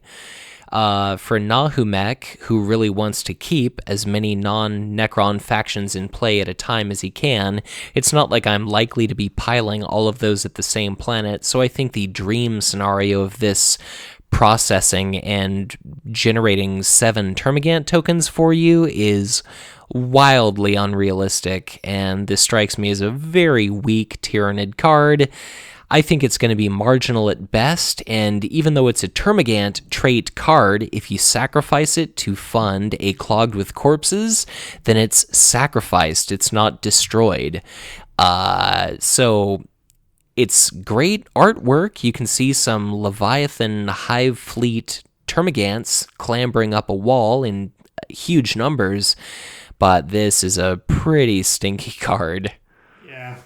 It's pretty stinky. Let's move on to some not so stinky cards, Mitch. Why don't you read us off the cool neutrals we get in this deluxe expansion? Yeah, so it's hard to believe, but Legions of Death is winding down. We've only got our neutral cards left to cover, and I didn't even have to write a 60-page script to review this deluxe box here. But for neutrals, we've got an Army Unit, Attachment, Support, and Event. First up, we've got our Army Unit. It's the Freebooter Captain. I feel like it should be a Freebooter, as it's clearly an orc, but it's 3-cost Army Unit, 1 command icon, 3/3, ally trait. Army units with printed cost 2 or lower do not count their command icons during command struggles at this planet. So, if it's a 2 or lower cost unit controlled by either player, when this ally is present, they may as well have no printed command icons. But Sam, you've been around this community longer than I have. You've probably played 10, 15 times as many games as I have at the least. Do you feel like this guy is going to destroy the metagame? No, I think he's good. I don't think he's going to destroy the meta and change it. I mean, look, your cards that cost 2 or lower are not going to count their command struggle icons during the command struggle. Also, it's not just your opponents. So then you say, okay, well, hopefully you got some 3-cost army units out. I mean, he might be good in decks that run 3 and 4 cost units like Space Marines or something, but I was even thinking, okay, we'll put him in an elite heavy deck, right? We're going to have these elite heavy decks now. Put him in that because then your own units won't be affected by this negatively. But if you have a bunch of elites out, you're probably winning command anyway. Yeah. I think he's good. I do think he's very solid. I think he can go in a lot of decks, but I don't think he's meta breaking or defining. Yeah, and ally is only going to become more and more of an issue in time. It is, a weakness.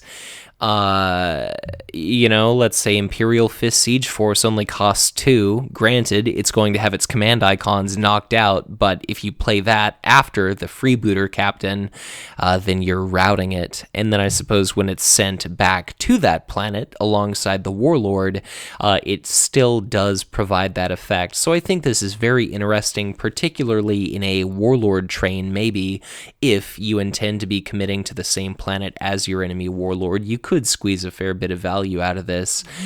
But, it passes that vanilla test. It's a good unit. It doesn't strike me as great. You're probably going to be winning command struggles, but you'd better hope to have some deploy stall in your deck if you're going to be kind of casually tossing around 3/3 units, and you're presumably going to be doing so at combat irrelevant planets. And that's kind of a lot of resources to invest far away from planet number 1. It could pay off, but it's a little bit of a gamble. Yeah. What's up next? Well, we've got the Defense Battery. It's one of the rare but increasingly common planet attachments. Cost of 1, 1 shield, artillery trait, attached to a planet, reaction. After an enemy army unit moves to or from attached planet, exhaust this attachment to deal 2 damage to that unit. So this is the Scourge of a Baharoth. And we're starting to see more and more mobile units like that Raven Guard, the Raven Wing Escort, and the Venomous Fiend. But, I don't know, what do you think about this? It's good. It's not great. I mean, you can only hit 1 unit with it, It could be good in Kugath because, if you've got your Nurglings out and this thing out, maybe a Plague Beast out, then, it's hitting. You got a lot of damage to deal with. Yeah, you could set it up on, a victory condition planet and make it a nightmare to commit to. Yeah, it could be good in Zara, right? Because now you're hitting it for 3 instead of 2 if it's moving to the planet where Zara is. And it could be good against On-Shi, Kauyon Strike, and whatnot. Exactly, yeah, Orbital City or something like that. So, and I like the choice. You can hit it on the way in or the way out. If they decide to retreat because they want to save their unit for the next battle and they know they're going to lose here, just smack it for 2 on the way out. So, it's a cool little card. Yeah. Yeah, and I guess it's a nice little way to seal the fate of a Vashia Trailblazer and So there's some cool stuff. I guess that Eldar Vehicles deck does a lot of mobility and whatnot, so it could be pretty cool around that. So, I'm tempted to say this is a card for a meta which does not yet exist, but I think we're maybe at the cusp of it's more and more movement effects all the time. So this is a cool card. I'm probably not in any rush to put it in my own personal decks, but I could definitely see it. And very interesting card, particularly relevant to your preferred playstyle or one of the playstyles that you do enjoy. We've got a neutral support. This is the unique STC fragment, or standard template construct fragment. Its cost of 1, its relic trait, limited keyword, limit 1 relic per player, interrupt, when you deploy an elite unit, exhaust this support to reduce the cost of that unit by 2. So this stacks with cards like Bonesinger Choir and Digestion Pool, but you're the seasoned elite player. What are your opinions? Well, I'd like to point out that the artwork is interesting. It's got Space Captain Big Boobs McGillicuddy. She's like a pirate from space with a strange armored bodice or something on, but yeah, it does seem like a step backward in, progress and whatnot. It seems like the artwork is so tasteful in this game, and it's not like that's extraordinarily revealing, but it does kind of prominently feature this buxom lady. Yes, buxom pirate in the 41st millennium. But it's got a lot working against it. It's unique, it's limited, it's a relic. So that's kind of a lot going against it. But if you're playing an elite heavy deck, like an elite heavy chaos or Tyrannid deck, or like a Eldar vehicle type deck or something, you can get this thing reduced by 2, and like you brought up Bonesinger Choir, that's to a minimum of 1, but then you can exhaust this to bring it down to 0 or something. Right. Yeah, it's interesting. I think even in the elite heavy decks, I would only run 2 of these. Yeah, and I definitely think you do bring up a good point where, like, relic means, if you're... It's not like Captain Cato Sicarius runs a lot of elites, but, you want Talisarian Tempest Blade. You aren't necessarily going to want to dump this thing out. If you're Chaplain Mavros, maybe you want your black swords, and you don't want your STC fragment.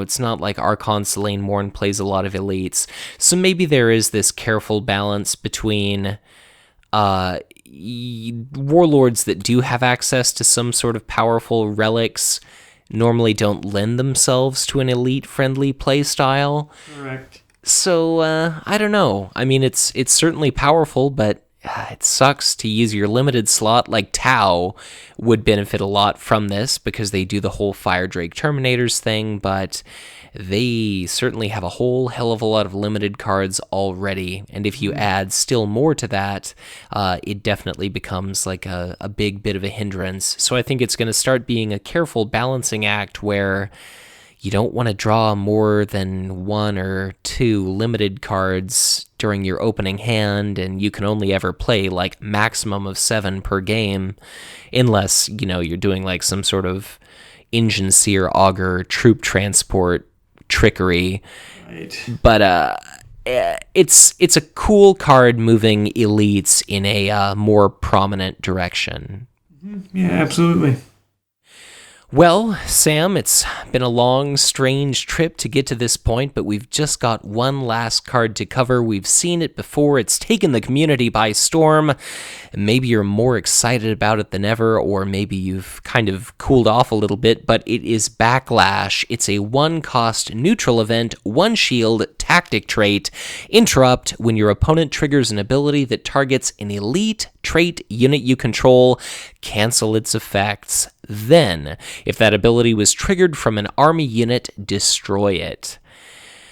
So, I guess this is a target. Not all card effects target a unit at all, but what do you think about Backlash? Is it going to be as meta redefining as everyone thought? It could be. I mean, this is a big card. It's the fact that it's neutral and everybody can take it. The fact that most things that hinder elites are targeted effects, or most effects that target elites are targeted effects. Yeah. It's a big FU to Sicarius' Chosen. Same thing with Klavex War Leader. I mean, you can't destroy Eldorath, but you can play this if Eldorath tries to exhaust your Helldrake. I do think, it was interesting. At some point, it might have been when we interviewed Brad, or somewhere Brad said that in playtesting, this wasn't even the most, hotly reviewed neutral whatever card. Yeah. Maybe he meant, in general playtesting, he didn't mean specifically this box, because to me, this is still the best neutral card in the box. Hands down. But I'm excited for this card. I think everybody's ready for it. All the people that are tired of Klavex smashing their expensive units into the dirt are ready for this thing. And very cool card, and I'm excited to play with it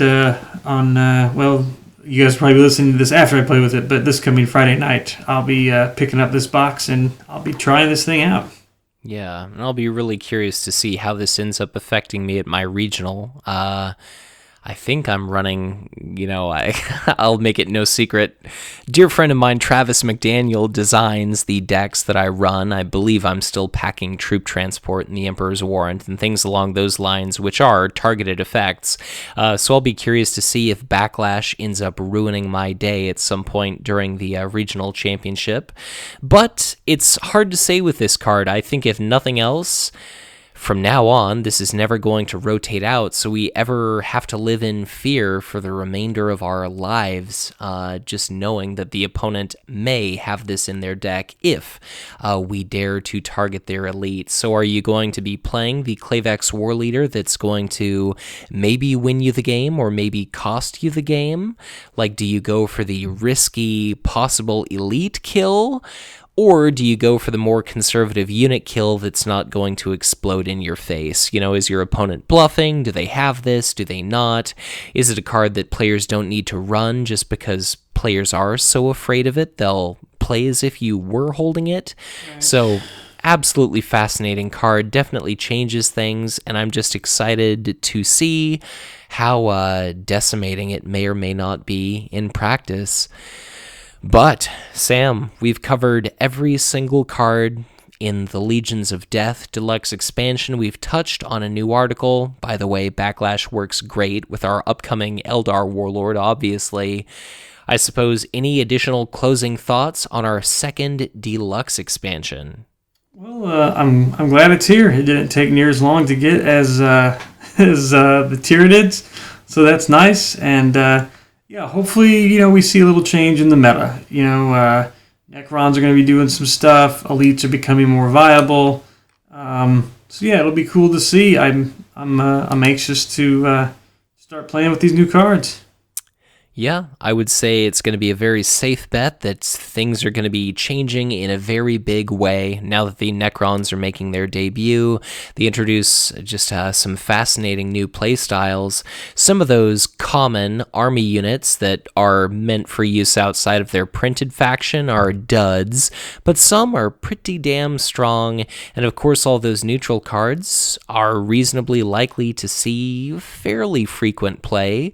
So I think things are changing considerably, and just like you mentioned, this is a much faster turnaround than we saw with the Great Devourer, so I wonder how soon we're going to start seeing those Death World cycle war packs, and hopefully I'll be able to survive editing this episode, and the next time we record a episode of the Tyrantcast, maybe I'll be the Tacoma, Washington regional champion, but I would not hold my breath on that one, so I suppose I'll just end it here. We've got a special treat after my close, so make sure to stick around, but I'll just thank you viewers, you listeners as ever, for watching, for listening, for ingesting this podcast.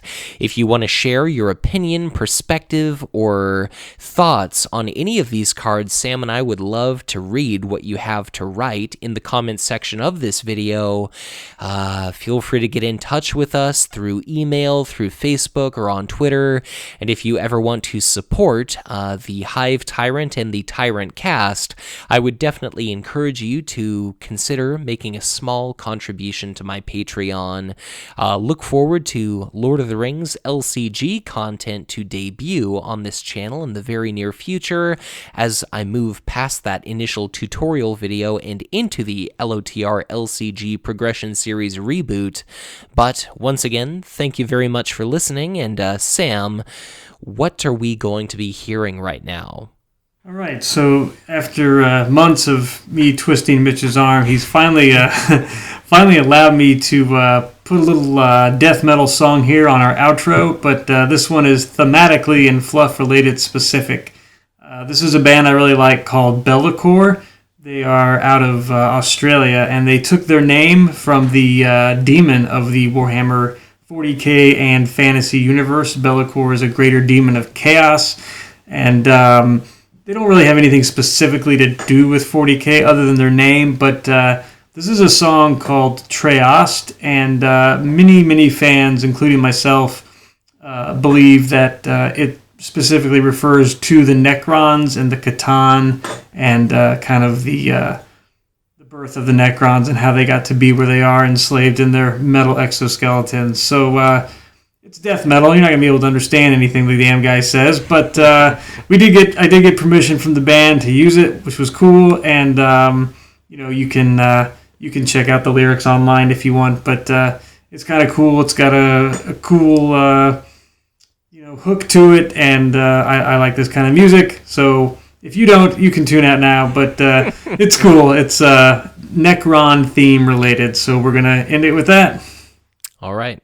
Well, once again, thank you very much for listening, and as always, be sure to check back in again soon for much more Conquest LCG content to come.